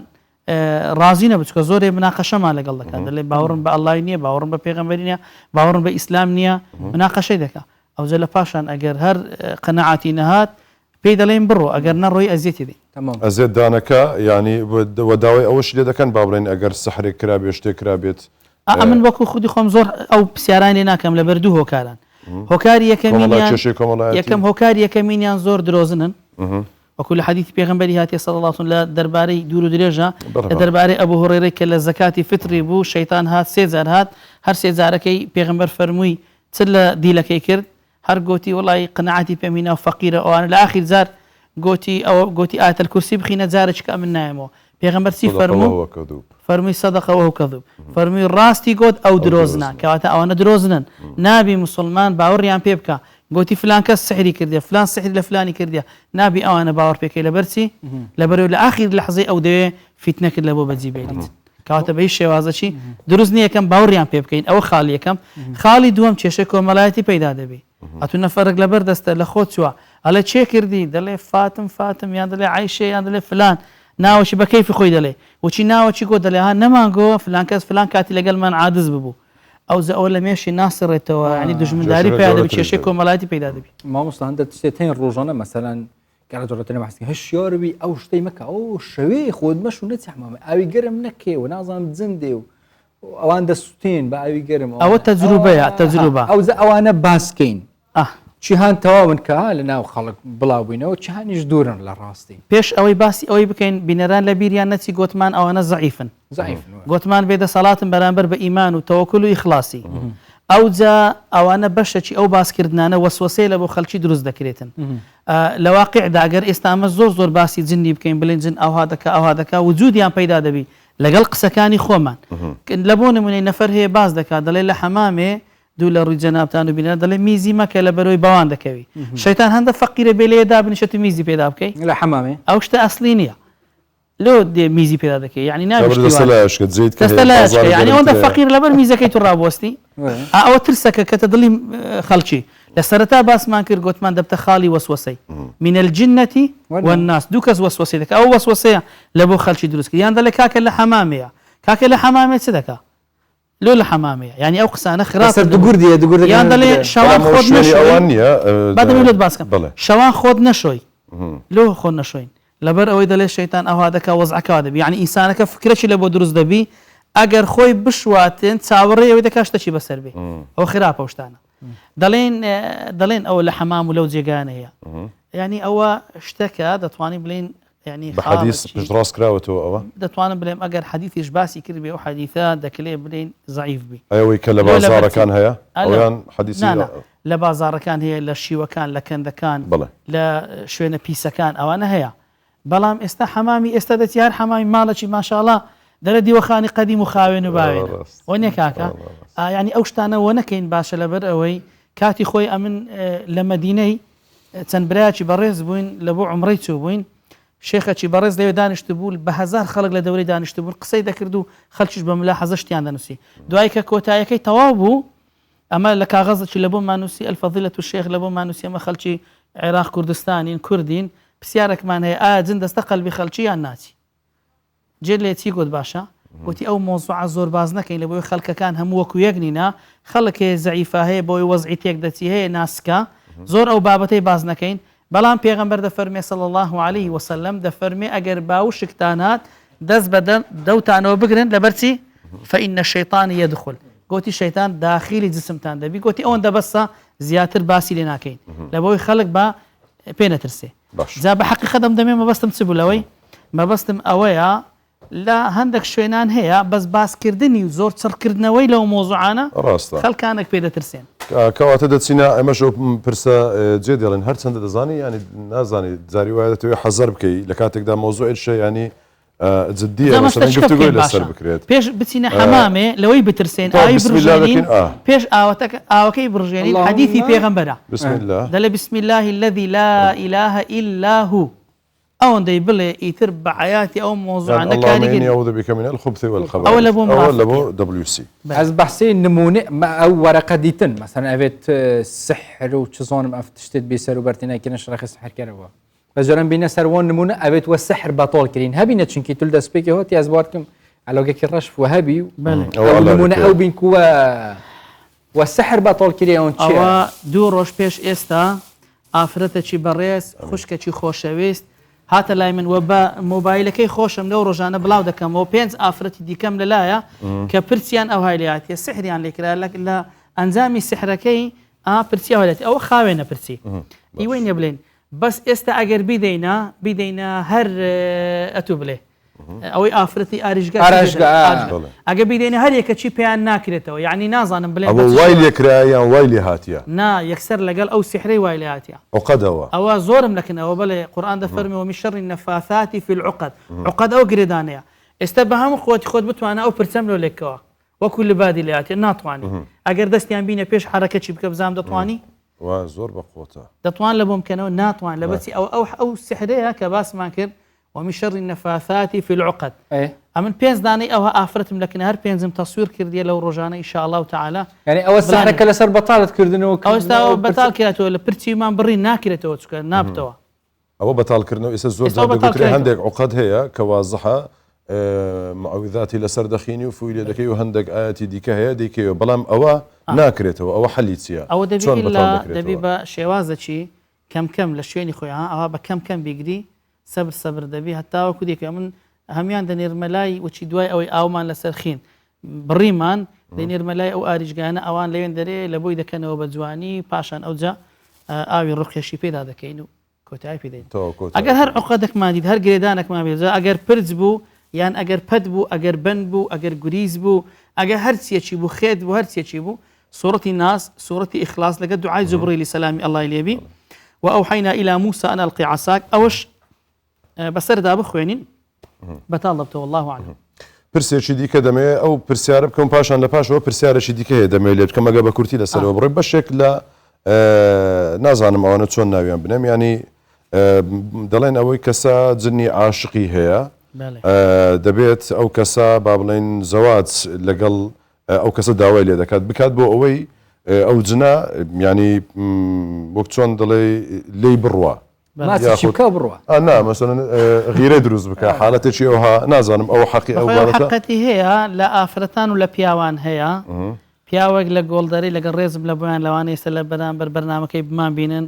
و ناسیارشن کاتی خۆ لەدارەتووی جیران مام و گەنجێکیان هەبوو گەنجەکە حاڵەتەکەی تێک چوو بوو هەر لە ژۆرێ بوو یعنی هەر لە غورفەشی نەدات دەرێ بەس زۆر مەرەقی خەو بوو ئەوانەی کە جنی عاشقیانەیە زۆر حەزیان لێ بنون زۆر پاردانەوە لەبەرەوەی لەگەڵی پاڵ دەدەنەوە زۆر تەکلیفیان لێکردن بە واستاوی کە جیران مابوو هەستا گۆڵ دەرەی ئەو باسیەوەت کرد من وەختە فترەکە هەم لێ هاتیە زۆر حەزم لە خەوەیە شتێکی ئەوە هیچ نی ئینشاءڵڵا شتەکان بە گەورە وەرنەگرین خۆ بخین خراپ نییە چوم هەستان چوینە ئەو شوێنەی کە پێی دەڵێن گۆڵدەرە لەوێ دانیشتین لەسەر ئەو برادرە ماخین لە خۆت و هاتە سە زمانی قسەی کرد گوتی من عشقی بوومە و خێزانی ئەو کوڕێمە بە هەرچی حاڵ زۆر پێوەماندی مەتاوکو لە قەلبم دەرینە دواتر کوڕەکە بە ئاگا هاتەوە دەگیریا دێگۆی لە دەمەوێتەوە دەبیبینەوە لا حول ولا قوة إلا بالله کو دەبێت لۆچێک دێگۆڵە بڕاوکو خێزانی خۆمە جلەیە ئەوە جنی عاشق نیشانەکانیان چیە نیشانەکانی ئەوەیە زۆر دەنون زۆر حەزیان لە پاردانەوەیە کاتێک کە پار دەدەنەوە هەست بە دەنجی هەناسە دەکەن لە تەنیشتە خۆیان هەست بە وجودی کەسێک بەڵێ دەکەن. هەست بە وجودی کەسێک پەڵە لە دەکەن. جسمیان دەردەچی ناپەڵەکە ئێستا پێ دەڵێم گوتمان یەکەم جار زۆر حەزیان لە خەوەیە زۆر پاڵ دەدەنەوە تەمبەڵ دەبێن هەست دەکەن قورساتێک لەسەر سینجیان وەکو ئینسانێک لە سینجیام یا هەست دەکەن هەست بە دەنجی هەناسە دەکەن یا هەست دەکەن کەسێک لە دەوروبەریتیان ئەوە هەستەکانیتیان ئەو جە ئەگەر ئافرەت بی خوڵقی هیچ لەگەڵ پیاوی خۆی نامینێتن و ئەگەر پیاوبی لەگەڵ خێزانی خۆی نامینێ لەبەرەوەی هەر خەریکی لە ژۆری ئەوە ئیشکال لە بۆ دروست دەکەن ئەوە نیشانەکانی جنی پەڵەشتیوای نابیتن مەسەلەی پەلە و ئەوانە ئەمە سێ جۆرە پەڵەمان هەیە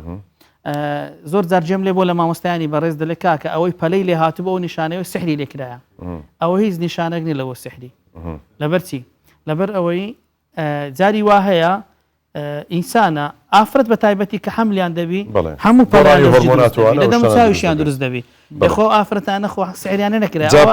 ئەوە خاڵەکیان خاڵی دومینیان بە فتریات جاری وایە لە ڕێگەی ماڵەکان پشیلەی بەخێو دەکەن سەجی بەخێو دەکەن لەوێەوە تووشی ئەو حاڵەتانە دەبن لێ دەمەوێت بەڕاستی دوسێ شتێ ئەو دوسێ شتێ ڕاستکەمەوە پەلەی سپیە ڕەشە بۆرە ئەوە پەیوەندی بە سحر و بەجنی نیە لە هیچ حەدیثێکی پێغەمبەری باز نەکرا صلی الله عليه وسلم لە هیچ ئاەتێک قورئانی پیرۆز باز نەکرا ئەوەی وەی گوتێ بە هەڵەداچووە وەسوسەیە لە بۆ خەڵکی دروست دەکات ئەوە خاڵی یەکەم خاڵی دووەمینیان زۆر کەسێ قورجی ئینسانی دەگرن لە بۆ ئەوەی کە ئەنەما بزانین جنی لە قەلبیان نا مەترسێن کاکە برادەران جوولە جوولێ دەکەن کابینە مەریوانەوە چێ بسم الله الرحمن مەریوان دەڵێەوە شتێکیان دووزیتەوە لە چێ دووزیتەوە برێ بەڵێ ئەمین بسم الله باشە باقسەی لەسەر ئەوەی بکات بەس ڕۆژانی بەرنامەکانی دیکە هەمە تەقەتەقە و شقەش بابا هەیە بەس کاکە ئێستا باسی ئەوەی دەکەین لا حول ولا قوة إلا بالله عفوا ئەو قەدیم دەیانگو ئەو شینە دەفا ئێستاش کردی گۆرە دەفەیە پێ دەڵێن شینە دەفا دەبینی جاری وای ئەوانەی کە عیلاج دەکەن لەسەر خەڵکی قورجی خەڵکی دەگرن دوایە کە قورجیان گر بێهۆش دەبی بێتاقەت دەبی ئەو جێ وەکو بەتەڵەشی خۆی نیشان دەدا کە ئەنەما ئەوە کێشەکەی دیتەوە کە ئەنەما ئەوە دیتیەوە حالەتێکی فیزیکیە ئەوە دیتیەوە کە ئەوە سحرە یان دیتیەوە کە جنە یان دیتیەوە ئەوە حاڵەتەکەی دیتەوە خلاص ئەو مۆزوعە پەیوەندی بە جنی نییە نە لە قورئانی پیرۆز باس کرا نە لە حەدیثی پێغەمبەر باس کرا ئەو پیاوە بەڕێزە هەردووکتان یەک عیبتان نییە ئێستا قوڕتان ئەگەر ئەو شوێنەی دەڵێن ئەمن ئێستا دەیگرم ئەگۆ بێهۆش دەبن هەر نەشی بیگرم هەر ئەوات بەس دەیشێلم ئەتو بێهۆش دەبن جۆرێک لە فۆرمات بوونەوەشە وەڵام لێ تاقینەکەینەوە برا ئەتیانم بەس دەقەچی بالەتان مەزم ئەوە چییە مۆزوع دوو دەمارمان هەیە لێرە پێی دەڵێن حەبل الوەرید ئەو ئاتە ونحن أقرب إليه من حبل الوريد کەواتە لۆ ئەڵڵا دەفەرمێ لە مردنێ لێتان نێزیکم وەکو ئەو دوو دەمارەی لەبەر ئەوەی مردن پەیوەندی بەو دوو دەمارەی هەیە ئەو دوو دەمارە کاتە کەسێکی ئیعدام دەکرێت چێن دەری پەتی پێوە دەکەن ئێرەیە باشە لەبەر چی لەبەر ئەوەی ئەگەر کەسێک دەستیان لە قورجینە یان پەتیان لە ملی کرد دوو سێ شتی لێ قەتع دەبی یەکەمینیان ئۆکسزین قەتع دەبی لە بۆ مێشتی ئۆکسزین قەتع دەبی لە بۆ دڵی ئەوە دکتۆرە بەڕێزەکان هەموو دەزانن ئینشاءڵڵا یەک دوو ساڵی کامیش دەبمە دکتۆر ئینشاءڵڵا نەک دکتۆرە لە بواری با بڵێن مامۆستای ئەو نا هەر دەبمە دکتۆر ئینشاءڵڵا لە بەشی عیلمیمە ئینشاءڵڵا تعالى بەشی ئیسلامیم تەواو کرد الحەمدولله تەلەوەی ماستێری و مەزرام گرێ ئێستا هاتیمە بەشی عیلمیەکە ئینشاءڵڵا بەئیزنی ئەڵڵا ئەگەر ئەڵڵا تەمەنمان بەس ئەومانە بیر نەچێ بینەوە سەر پرسی جنی عاشق بێدەینەوە وێندەرێ گوتمان قورجی ئینسانەکەی گرت قەتعبی ئۆکسزین لە مێشی قەتع دەبی ئۆکسزین لە دڵی قەتع دەبی کارەبا لە مێشتی قەتع دەبی کارەبا لە دڵی قەتع دەبی تەنزیمی ترشیەکان دیسان لەوێەوە تەنزیمەکەی تێک دەچی کەسێک ئەگەر تەنزیمی ترشیەکانی تێک چوو ئەگەر کارەبا لە مێشک و لە دڵی قەتع بوو ئەگەر ئۆکسزین لە مێشک و لە دڵی قەتع بوو چی لێ دێ ئێستا ئەو شوێنەی مەگە کارەبای بڕی چی لێ دەگەی دەبێت تاریکستان نامێت ڕاستە حالەتێکی چەند سرکەیەکە و دەکەوێت جۆرێک لە غەیب بوو ئەو 30 سانیەک دەیگری قیاسی خۆی دەکا لە 30 سانیەکەی بێهۆش دەبی لەوەی زیاتر بگری دەخنچێ بەس ئەو یەکسە بەریەدا هەوای دەداتەوە جۆرەکە لە فۆرمات بوونەوە بە کوردی ئەوە جۆرەکە لە فەن سەڕوان لو لەسەر تاقینەکە جا مەسەلەکە بەست ئەو ئیسبارەتە تووشی ئەو بە مەسەرەن زۆر کەس هەیە مەسەرەن دەڵێن بۆ ئەوەی جنی عاشقە بڕوە ئەو کەسە مەسەرەن ئەو ئافرەت هەیە با بڵێن شوو بۆ کەسە بکات ئەوە حەقیقەتی هەیە وڵا جوان لە پرسیارەکە تێنەگەیشتم بۆ نمونە ئافرەتێک دێت دەڵێت ئەوە جنی عاشقی هەیە مەسەرەن ئەتو مێرد بە من بکە بۆ ئەوەی جنە عاشقەکە بڕوە ئەوە حقیقەتی هەیە مەسەن ئەو شتانە دەکرێت هەیە والله ئەو شتانم جێلێ بۆ لە هەندێک لە مەوزوعان بەڵام ئەو پێویست بەو مۆزوعی ناکە پێویست بۆی دەکە قورئانی پیرۆزی لەسەر بخێنی دواتر کە قورئانی پیرۆز لەسەر خوێن قورئانی لە بۆ دابنێ ئیشەکە کۆتایی دێ یعنی ئیشەکە ئیشی مەسئلەی جن و سحر و نەفەس و ئەوانە قورس نییە هیچ قورس نییە بەڵام ئەو خەڵکانەی ئیشان دەکەن ئەوەندە خەڵک دەستەکەنیان کەس دینارەچیان ناداتێ ئەوانش ناچار ئیشەکان بڕەچ قورسەکەن حتا بڕەچی مهم کاتە شتۆکەچی بداتی ئەو پیاوە بەڕێزە گوتی ئەوەمان دیتیتەوە لەناو سیارەی ئەوە نووسرایە اللهم صل على سيدنا محمد وعلى آل محمد ئەو باش بوو زۆر شتێکی باش بلەو کاتێ هات ئەو دوای پاشە نووسرایە بسم الله الرحمن الرحيم وننزل من القرآن ما هو شفاء بەدەستخەتێکی جوان نووسرایە هەمووی دوعای باش و چاکێن یعنی ئەوە سحر نییە زۆر باش بوو لە وەختێکی باش کەواتە ئەمە لێرە دووشتان لێک جیاکەینەوە ئەمە سحرمان هەیە سحریش گوتمان کووە شێوازی ئەرقام و تەلەسم و ئەوانەی پێوەیە وایە و شێواز دەچی کەمانەیە مامۆستای بەڕێزە کەسی چاک و باشە ئاەتەکی دەنووسیتن بە خەتەکی و جوان وازع بە قەڵەمەکی ڕێک و پێک تێکەڵیان ناکاتن ئەوە شتەچی بوو ئەوە بکرێتە ناوی چیە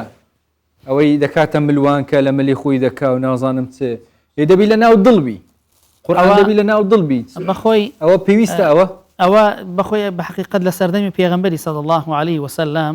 أو هبوك أعوذ بكلمات الله التامات من شر ما خلق بسم الله الذي لا يضر مع اسمه شيء في الأرض ولا في السماء لسري أخوين درايا ويقلا أوش كتبرتاهم ليك حل حديث كان بيغمبر صلى الله عليه وسلم لسر بيستي حيواني نسرا أعوذ بكلمات الله التامات من شر ما خلق كواتا أجر اشتك بناوي الله يبو آيات بو يعني حديث بو إشكال نية لو موضوعي بس باشتر وأنا باتا أو دستي نەیباتە مڕافقی ئەمە بەستم ئەوەیە ئێستا ئەوە مەسەرەن کاتخوا بمدێ هەندرمرە ئەوە لە ناو سێ گۆشەشیدایە کابرا بە ملی خۆی وە دەکات دەڵێ ئەوە دەم پارێزی لە فلانی و لە چاوپیسی و لە سحری و ئەسلی هەیە ئەوە یەکسەر مباشرەتەن شرکە یعنی ئەگە تو بڵێ ئەوە دەم پارێزی ئەو کاغەزە یان کات لە بۆ نوێی کابرا گولەبەندی دەکا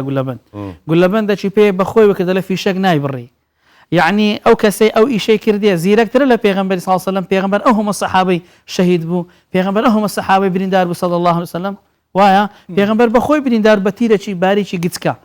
أكيد بيشتك مان هي بناي يقول لبندي كابرة بخوي وكافي شق نيبري قول نيبري أو أصله أساسي زنجي أحد دانا شي بله شهيد شهيد بو يعني أجروها بخوي يعني أجر وبايا أجر أو أصلي وحقيقتي هبايا كبنوشتي كسك باريز راوبيتين أو بيغمبر صلى الله عليه وسلم أوش أقول لبندي لبو خلشي باش كسي كبير يعني أو كسي كالسحر دكات شون دبيت السحر باس شون دبيت السحر أو زور باش بو حزم لي بو باس كم روجك بياوك تلفوني لبو كردم قلتي حز دكم لسدست توبه بكم زور ما قسكر أو باز دكم مدة شي زورة موعد ما دانا نهات تن روجش كي بيتو بالرقمش كلا بو كردم ديسان موعد ما دانا نهات أو جارا موعدش كمان دانا ديسان 3000 نهات قمانم لي بيدا كرد آخر زار ڕۆژەشیان بەبێ موعید هات لە عیشایەکی بوو سەلامم داوە لە پێشنێژی بووم گوتی مامۆستا ئەمنم ئەو کەسانی کە تەلەفۆم لۆ دەکردی ئەتی گوتم لۆ نەداتی گوتی وەڵڵاهی کاری هەندە ناڕێکم کردیە کاری هەندە ناشیرم کرێت تا بوویمە سحر باس دەترسام لەوەی ئاگداری حکومەتم لێ بکەیەوە دەترسام لەوەی لەگەڵم یعنی شتێکم لەگەڵ بکەی لۆ بەبێ موعید هاتم چون ناو حەدیقەی مزگەفتێ دانیشتین گوتم لە بۆم باسکە گوتی لە تەمەنی منداڵیم ئەمن بابم مرد داچشم مرد کەسم نەما کەتمە ئەو بازاری ئەو هەولێرەی لە بازاری هەولێرەش کەس نەوە بم باتەوە ماڵێ لە دوکانان دەنووسم پاشان سەبر پیاوەکی عەرەبم ناسی لەگەڵ پیاوە عەرەبەکەی ڕۆیشتم چوم لە بۆ بەغدای لە بۆ ئیشکردنێ لەوێش گوتی بەڕۆژ ئیشم دەکرد لە دوکانان دەنووسم گوتی وەی لێ هات لە چایەخانەکی پیاوەکم ناسی گوتی پیاوەکە سەبر بووینە برادر گوتی ئەمنی بردەوە ماڵی خۆیان سحر باز بوو گوتی ماوەی 3 ساڵان خزمەتی ئەو ماڵم کرد يعني شوێنەکی هەبوو وەکو تەچەی خزمەتم دەکرد ماوەی 3 ساڵ پاش 3 ساڵەکەی پێم گوت ئەم کەسم نییە داکم نییە بابم نییە شتێکم فێرکە با ئەمنیش یعنی گەچوومەوە شتێکی وا بتوانم گوتی ئەو پیاوە دوعایەکی شتێکی دامێ وەکو سحرێکی دامێ گوتی دەبی یەکەم جار بچی لەگەڵ ئافرەتان زینای بکەی گوتی هەستان بەوەی بەخۆمەوە کرد زۆر لە ئافرەتان نێزیک بوومەوە زۆر دەچوومە پێشیان بەدەویان پێ دەکەنیم ئیشم لە بۆیان دەیتەوە هاوکارم دەکرد و یعنی خۆم دەکردە مۆزوعت لەگەڵیان هەتاوان وەی لێ هات گوتی چەند زینایەکم کرد پاشان گوتی هاتمەوە چوومەوەکن سعربازی پێم گوت ئەوم ئەنجامدا گوتی ئەو جارە دەبی بچی جەنازە کە دەشاردرێتەوە دەبی بچی جەنازەکەی دەربینی زینای لەگەڵ جەنازەکەی بکەی جێ لێە گوتی ئەویان چووم زۆر قورس بوو هەموو قەلبم تێک چوو پێش لە ژا بووم دواتر چووم ئەو کارم کرد گوتی چوومەوە لای گوتی دەبی لەگە دوو پیاوانبی لەگەڵ دوو ئافرەتانبی لەگەڵ دوو منداڵانبی گوتی ئەوەی پێکردم شەشتی وای پێکردم یعنی دوو جەنازەی منداڵ دوو جەنازەی پیا و دوو جەنازەی ئافرەت گوتی ئەوانەی هەموو پێکردم ئەو جە گوتی پاشان چوومەوە گوتی ئەو شۆدانیشە لە شوێنێکی تاریک کەسێک دێتێن پیاوەکی ئاوهایە گوتی ئەو خزمەتت دەکا و لە هەموو شتێکی لەگەرت دەبی گوتی پاشان ئەو پیاوە هات لەگەرم دەمگۆ برندم کاتێکەوە ها بردی دەکردم دەیجێڕام هەموو شتێک لەوە دەکردم جێ لێە کابرای ساحیر ئیلا دەبی کوفری بکە ئیلا دەبی خراپەی بکە ئەو جە ئیلا دەبی چیهان شتی ساقیت و ناشیرن و ناڕێکە دەبی بیکە ئەو جە باسی ئەوەشی کرد دەیگۆ سوورەتی یاسین دەمنووسی دەمکردە ناو ئاو دەستی ئەو پیاوە لەکنە من تەوبەی کرد بەس ئەمن پێم گوت باشتر وایە ئەمن پێم باش ئەتو بچێت لە زنەی فتوای لەوێ تەوبەی بکەی ینی بەڕاستی حەزم لێ بوو ئەو پیاوە ئەگەر بچوو بە لوزنەی فتوای چونکە لوزنەی فتوای دەسەڵاتەچیان لەوانەیە هەبی تەنسیقەچیان لەگەڵ حکومەتی هەبی ئەو پیاوەی بگرتا بە بیشی زانی بە چێ لەگەڵیتی و چێ لە پشتیتی و چی دیکە هەیە لەو بابەتەی و لەو نەوعی و برادر و دۆست بەڵام هەرچەندە ڕێم پیشاندا ئەوزە نازانم چوو یان نەچوو باشە پێم وایە بێ سێ ڕەئی هەیە خۆت باسی بکەی باشترە نازان بە پێبابوونی من هیچ ینی تۆبەیان قبول دەبێت ساحیرەکان یا حکومەکانیشیان چۆن دەبێت ساحیرەکان لە سەردەمی ئیمامی عومەر ڕەزا و ڕەحمەتی ئەڵڵای لێبی ئەوە سێ ساحیر هەبوو چەند ئافرەت بوو دوانیان پیا بوو لە سەر هەرسێکانیدا ملی پەلدان لە شەرعدا ئەوانە کوشتنیان واجبە ئەگەر لە هەر کاتەچی یعنی بە پێی شەرع بجوولێنەوە لە هەر وڵاتەچی ئەوانە تەوبەیان قبول نییە بکوژرێن یعنی بە پێی ئەو فتوای ئیمامی عومەر ڕەزا و ڕەحمەتی ئەڵڵای لێبی بەڵام ساحیریشمان هەیە کە کەتن و شتی ئاوا گەورەی نەکردیە قەتلی نەکردیە شتی تەجاوزی زۆر گەورەی نەکردیە سنوورەکانی ڕەب العالەمین نەبەزاندیە ئەوە تۆبەی لێ قبولە کە هەر کاتەچ تۆبە بکات بەڵام لە بۆ نمونەی دەبینی کەسێک بەواستای ئەو سحرەی کاتی خۆش ئەم بەرنامەکەم هەبوو ساحیرێک لەکنە من تۆبەی کرد هە لە تەلەڤیزۆن یەک لە تەلەڤیزۆنەکانی ناو هەولێرێ ڕاستەوخۆ بڵاوم کردەوە لە پشت ڕاتەسویرمان کرد شاگردی شەیتانە ئەوە چی بوو ساحیرەکی بوو ناو هەولێرێ ئەو لەکنە من تەوبەی کرد ئەوەی باز دەکەم ئەوە تقریباً 12 ساڵ پێش ئێستا لەکنە من تەوبەی کرد دەیگوت ساحیرەکە و کەسەی لەگەڵی ما دەیگۆ شەوان دەچینە دەرێ یەک کارتۆن میرشتی دەکرد ئەوە ڕانی میریشتی دەیگۆ کاتێکی فیکەی لێ دەدانە ناو سیارەی پڕ پشی لێ دەبن دەیگۆ ئەویان دەدەمێ گۆشتیان دەداتێ دەگوت ئەو پیاوە سیمەکی پێ بوو ئەو سیمە لە بەرامبەر هەر کەسەکی ئەوها لێکی بدابە هەناسەی قەتع دەکرد یعنی ئەگەر ئەوانە قەتلیان کە ئەذکاریان نەبووە بەرامبەر ئیماندار و مسلمان و ئەوەی نانی ئەو کەسەی ئەو سێ سیفاتەی هەبی ئیمان و تەوەکولی ئیخلاصیەبی تەسیری ناکات بەڵام ماشاءالله خەڵکیش ئەو سێی زۆر بە زەحمەت هەیە مامۆستا ئەو نمونەت هەی ئەوێت وەدیتین و سەحرێت هاتین لە لێکردن مەسەلەن هەندێک کەتەنی دەبێت سەحرە کۆلیۆتێکردن قفل و کلی لە نیتۆڤەتینە دەبنێ بە هەرەکێدەوە چ زانم تشتێکی هاوێتی نوشتیەکە بۆتە چیکردن ئەوانە هەیە ئەو خودۆن بزانێت سەحرە لێواتێکردن بەس نزانێت کۆ سەحرەویل کیڤێ دەشێت بەتاڵ کرد هەر بەتاڵ دەبی بەڵێ لەبەر ئەوەی قورئان دەفەرمێ ولا يفلح الساحر حيث أتى أفرمي كاري سحر بازان سركوتو نابن هتا سري نابن هتا آخري نابن إلا بطال دبتوا هر آياتيان لسر بخوين كسچي شارزا أو آياتانيان لسر بخويني وأوحينا إلى موسى أن ألقي عصاي فلما ألقوا قال موسى ما جئتم به السحر أوان لسريان دا بخوين دري بطال دبتوا لهر جيغاياتشي بزور قيمتي نيا بلام أجر كسك ما بستي بهدفي بإشكان جوركا زخمكا قرصكا أو بلي وەزعەکەی ناڕێک باشە مامۆستا پرسێکی دیکە زۆر کەسێ دەڵێ دەچمە لای فلان شێخ ناوی دایک دەپرسێت بەڵێ ناوی دایکی ئەو شەخسە مەبەستیان چییە لەوەی کە ناوی دایک دەپرسن یاخود پێی دەڵێن بورجەکە چییە بەڵێ پرسیاری بورجەکەی لێ دەکات. پرسیاری برجەکەی ئەوە بابەتی سحر و خرافیاتە. باش پرسیاری ناوەکەی وەکو تازە باسمان کردها خلاف لە بینی لە سەرەتای گۆ هەبوو لەکە ئەمش کەتمە ناو خلافەکەی ئەمش ڕۆژەکەم کەم کرد وەنەبوو هێشتا ئەمە باشتر بی کەواتە لێرەدا دەمەوێت مەسئلەی مۆزوعی ناوەکەی ئەمن زۆر جێم لە مامۆستایان بووە مامۆستای بەناوبانگ گوتیتیان چیەکن هەر کەسێکی گوتی ناوت چییە یان ناوی داکە چیە وە سحرە یەک بەڵگەمانیە لە قورئانی پیرۆز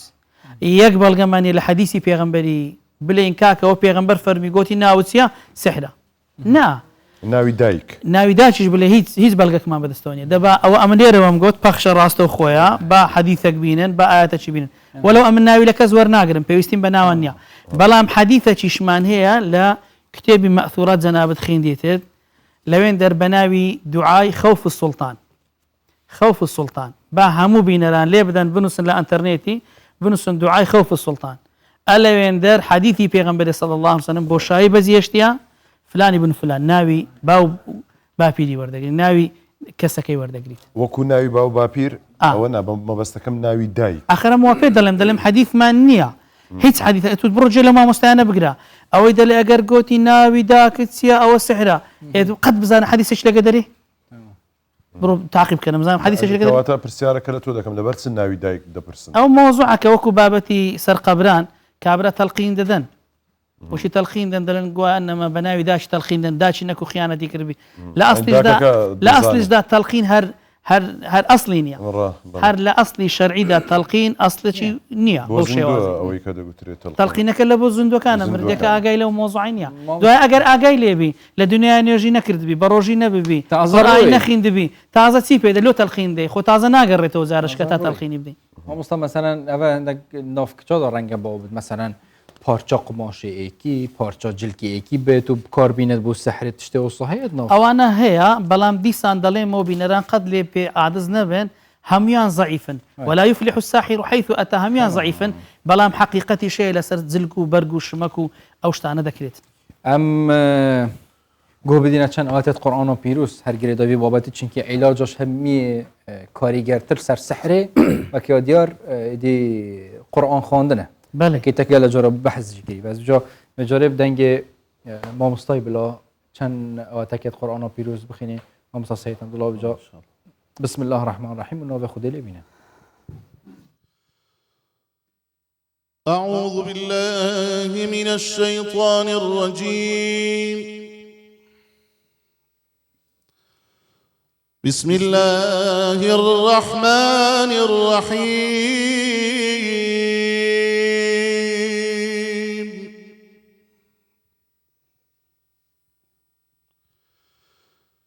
إن الأبرار يشربون من كأس كان مزاجها كافورا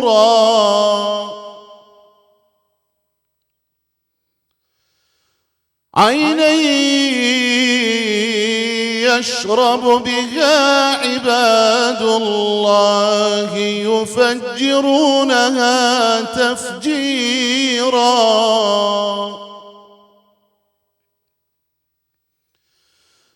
يوفون بالنذر ويخافون يوما كان شره مستطيرا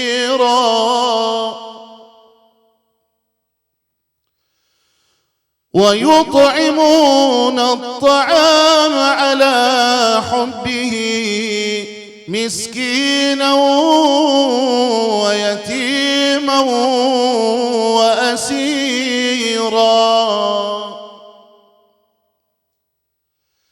إنما نطعمكم لوجه الله لا نريد منكم جزاء ولا شكورا إنا نخاف من ربنا يوما عبوسا قمطريرا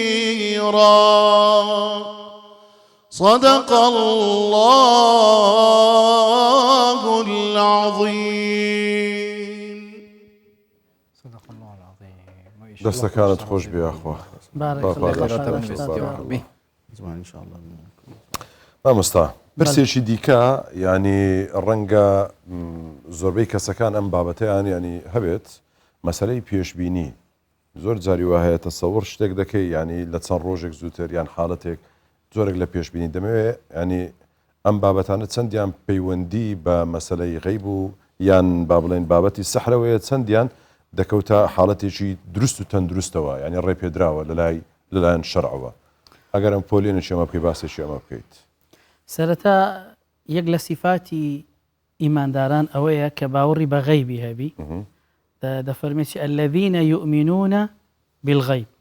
یەکەم سیفاتی ئیماندارە دەی باوەڕی بە غەیبی هەبی. غەیب چییە؟ ئەو شتانەیە کە نابیندرێن وەکو الله سبحانه وتعالى وەکو پێغەمبەران وەکو مەلائیکەت وەکو جن ئەوانە دەی باوەڕمان پێیان هەبێ. بەڵام وەکو پێشبینیکردنی پێشغەیبی ئەو کەس لێ نازانی هەر کەسێکی برێ لێ دەزانم ئەو بەرەو کوفرە بەرەو ساحیری دەڕواتن لە بەرەوەی قورئان دەفەرمێ جەنابتان شارەزانە ئەفەرمێ لا يعلم الغەیب إلا الله. کەس لە غەیبی نازانی بەڵام کە دەڵێن دەبی باوەڕمان بە غەیبی هەبی وەکو ئەو غەیبیاتانە باوەڕمان پێی هەیە بەڵام کەس لە غەیبی دەزانی یان نەسبەی چ دەبی چ نابێەوە کەس نازانی هەر کەسێکی لێ دەزانم ئەوە دەقی قورئانی پیرۆزی پێشێل کردیە پێچەوانەی قورئانی پیرۆز قسەی کردیە و پێچەوانەی پێغەمبەریش قسەی کردیە. ئێستا خەڵکانێک جێی لەم نەدەڵێتی باشە فلانە کەس پێشبینی هێدەنا زۆر جار پێشبینەکان ڕاستن. لە سەردەمی پێغەمبەری صلی الله عليه وسلم پیاوەک هەبوو ئەو پیاوە هاتە لەکن سەحابەکان باسی کرد گوتی فلان ڕۆژی لەگە فلان ڕۆژی باران دەباری پاشان فلان ڕۆژی باران باری دەڵێ حوشەی ماڵی پێغەمبەر صلی الله عليه وسلم پڕ بوو بە جامان ئاوەکەی فڕدەدا هەر دەیگوت درۆی کرد لەبەرەوەی کەس لە غەیبی نازانێت. بەڵام ئێستای مۆزوعی کەش و هەوای ئەوە عیلمە مەسەلەی ئەوە عیلمە دەزانیتن مثلەن لە چێن دەرێ ئەو گۆڕانکاریانە کە ڕوودا بەریەک دەکەون ئەوە جوازە ینی هەندێک شت هەیە زانستە مەسەلەی زانست ئەوە دیایە. ئێستا مەسەلەی ئافرەتێک حەملی هەیە ئەو ڕۆ زانست تۆ دەیسەلمێنی ئەوە کچەیان کوڕە ئەو ئیشکالێک نییە. لە قورئانیش باسی ئەوەی نەکرا کە باسی کچیان کوڕە ینی نەنا لە قورئانی باسەکە لەوەی نیە دەڵێ کەس لە غەیبی نازانی کە لەناو ڕوحمی داچیان چی تێدایە لەگەڵ وەی نییە لەگەڵ ئەوەیتی کە کەس نازانین لە ڕوحمی داچی ئەو منداڵە ئایا دەگاتە جێ یان ناگاتە جێ ئایا ئەو منداڵە تەمەنی درێژە یان تەمەنی کورتە ئایا ئەو منداڵە ساڵحە یان غەیر ساڵحە. بەڵام حەقی باسی ئەوەی نەکرا ئەوە نێریان ئەی سەبارەت بە فراسە علمی فراسە ئیمامی شافعی جۆ بزانم ئەوەی لەسەر هەیە ئەوە مۆزوعەکی دیکەیە ئەو بابەتە ئەوە مۆزوعی با بڵێن دەستە بابی قالبی ئیمانداران. الله لە قورئان دەفەرمێ الله ولي الذين آمنوا دەفەرمێ الله چێە دۆستی ئیمانداریە. ئێدێکە الله دۆستی ئیمانداری بیعنی چی؟ اللهش وإذا قضى أمرا فإنما يقول له كن فيكون أو كن فيكون. ئەگە بێ بداتە کەسەکی لەو دۆستانەی خۆی کە نێزیچیتی ئەوە شتێکی ئاسان. مامۆستا ئێوە کەتای مۆژە پێکردی جوور و ڕێکت و سەحر پێتێنەکردن گەلەکن نوکە سەردەمە سوشال میدیایە تێگوتن مەسەن منۆگولێبی ئەکاونتێکی بێتە هاکردن بەسە نزانم کە ڕێکا سوشال میدیایشی سەحر تێتەکردن مەسەن وێنەکی نوویسینێکی بۆ کەسێکی دێ فڕێکی سەحر لێ بێتەکردن چ زانم کارەکە دەکرێ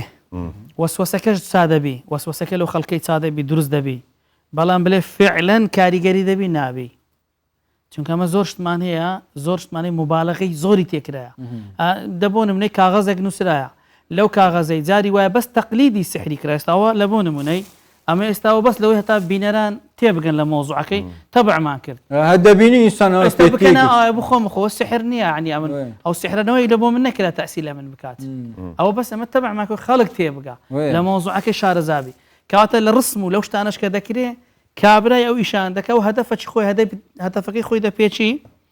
هەندێک جاران ئیشەکان جێبەجێ دەبن هەر لە خۆی جێبەجێ دەبی دەبینی ژنێک عادز بۆ لەگەڵ پیاوەکە شتێکی وای لە بۆ دەکا بە مرۆڤ زەمەرفەترەش پێچی لە خۆیان دەگەنەوە یەکتری ئەوە ڕێک قەنەعاتێکی ئەستوور لە بۆی دروستە بێ هەندێک جاری شەیە سیحرەکە کاریگەری هەیە تاثیر باشە دەکاتە سەر پێم وایە کاتەکەمان کەم ماوە ئەبجان بزانین کۆچ پێنج ناکەین جگەلەوەش بابەتێکی دیکە شار پەیوەندە بۆەوە هەر مامۆساش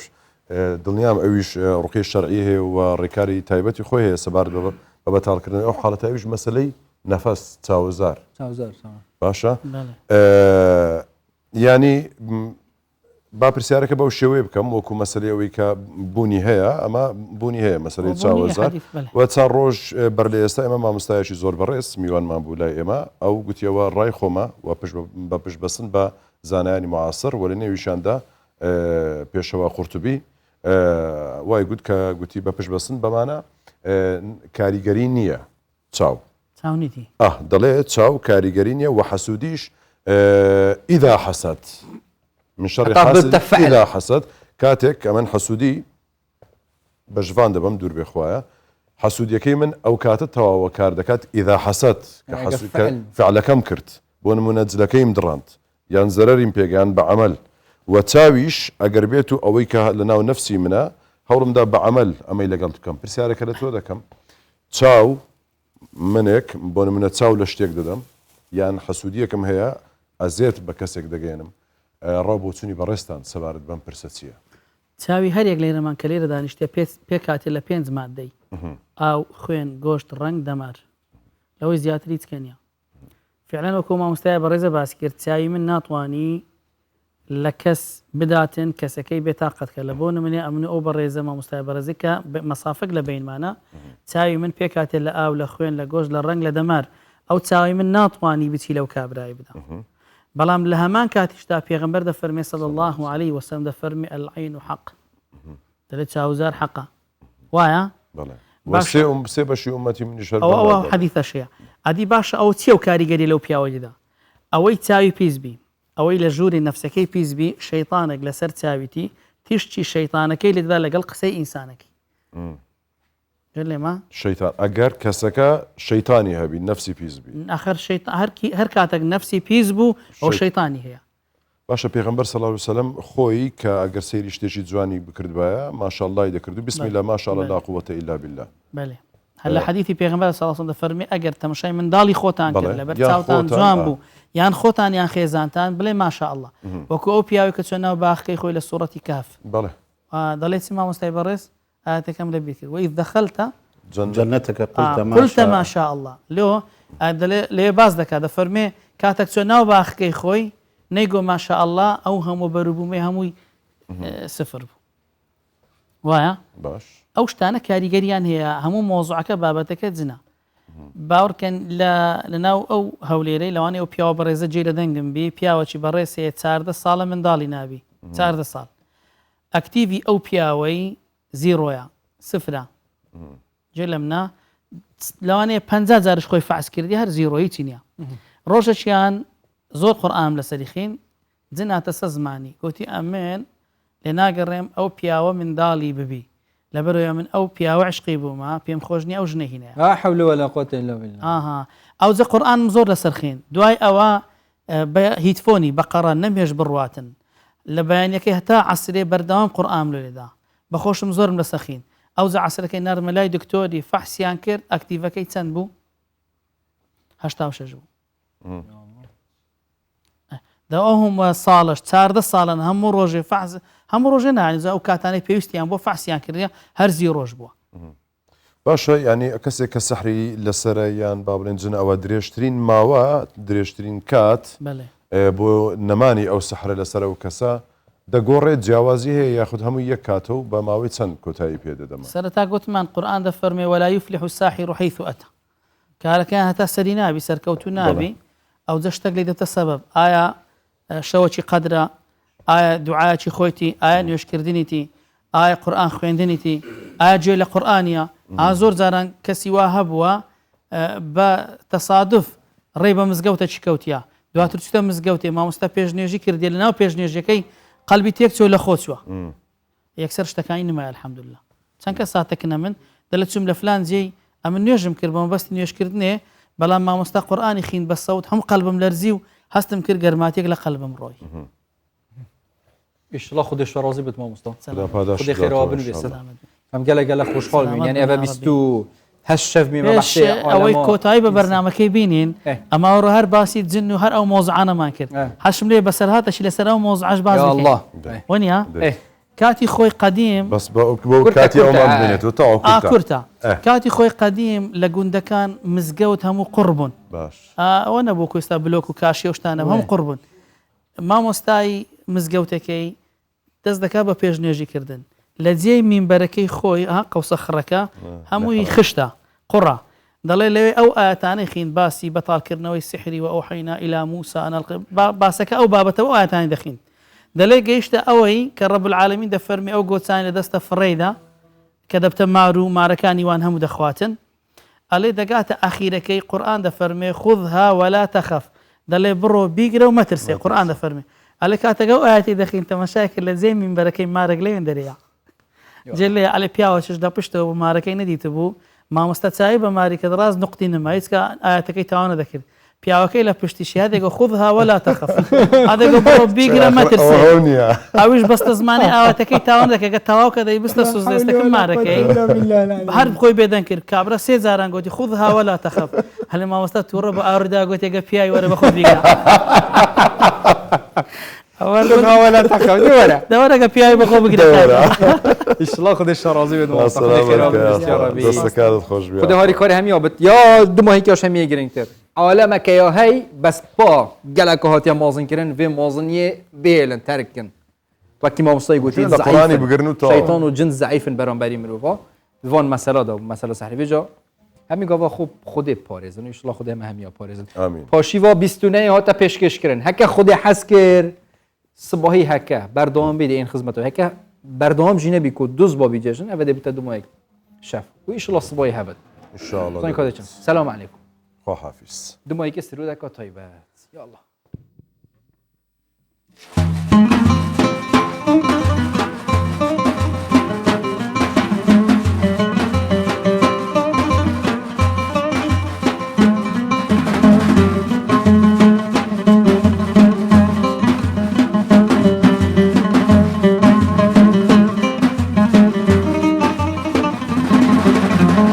ڕۆژ و شەو دایم دەسوورێ عمری من هەرکەم دەکا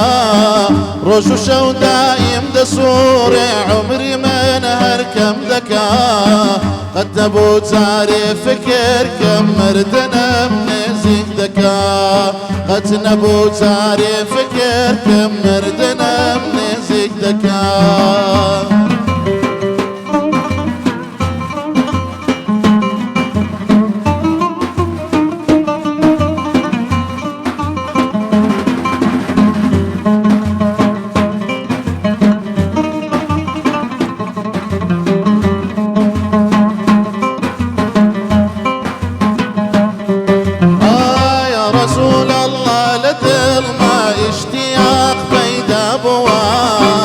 يا رسول الله لدل ما اشتياق بيدا بوا مزرعي ترقم بزاري اقري تبر بوا مزرعي ترقم بزاري اقري تبر بوا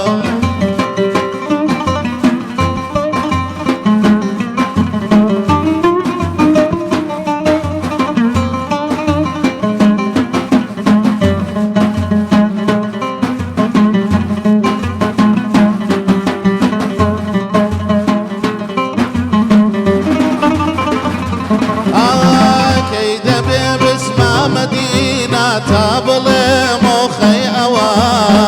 كيدا بيبس ما مدينة تابلي موخي أوا عبدي قناه كار لقى في فخري عالم شاد بوا عبدي قناه كار لقى في فخري عالم شاد بوا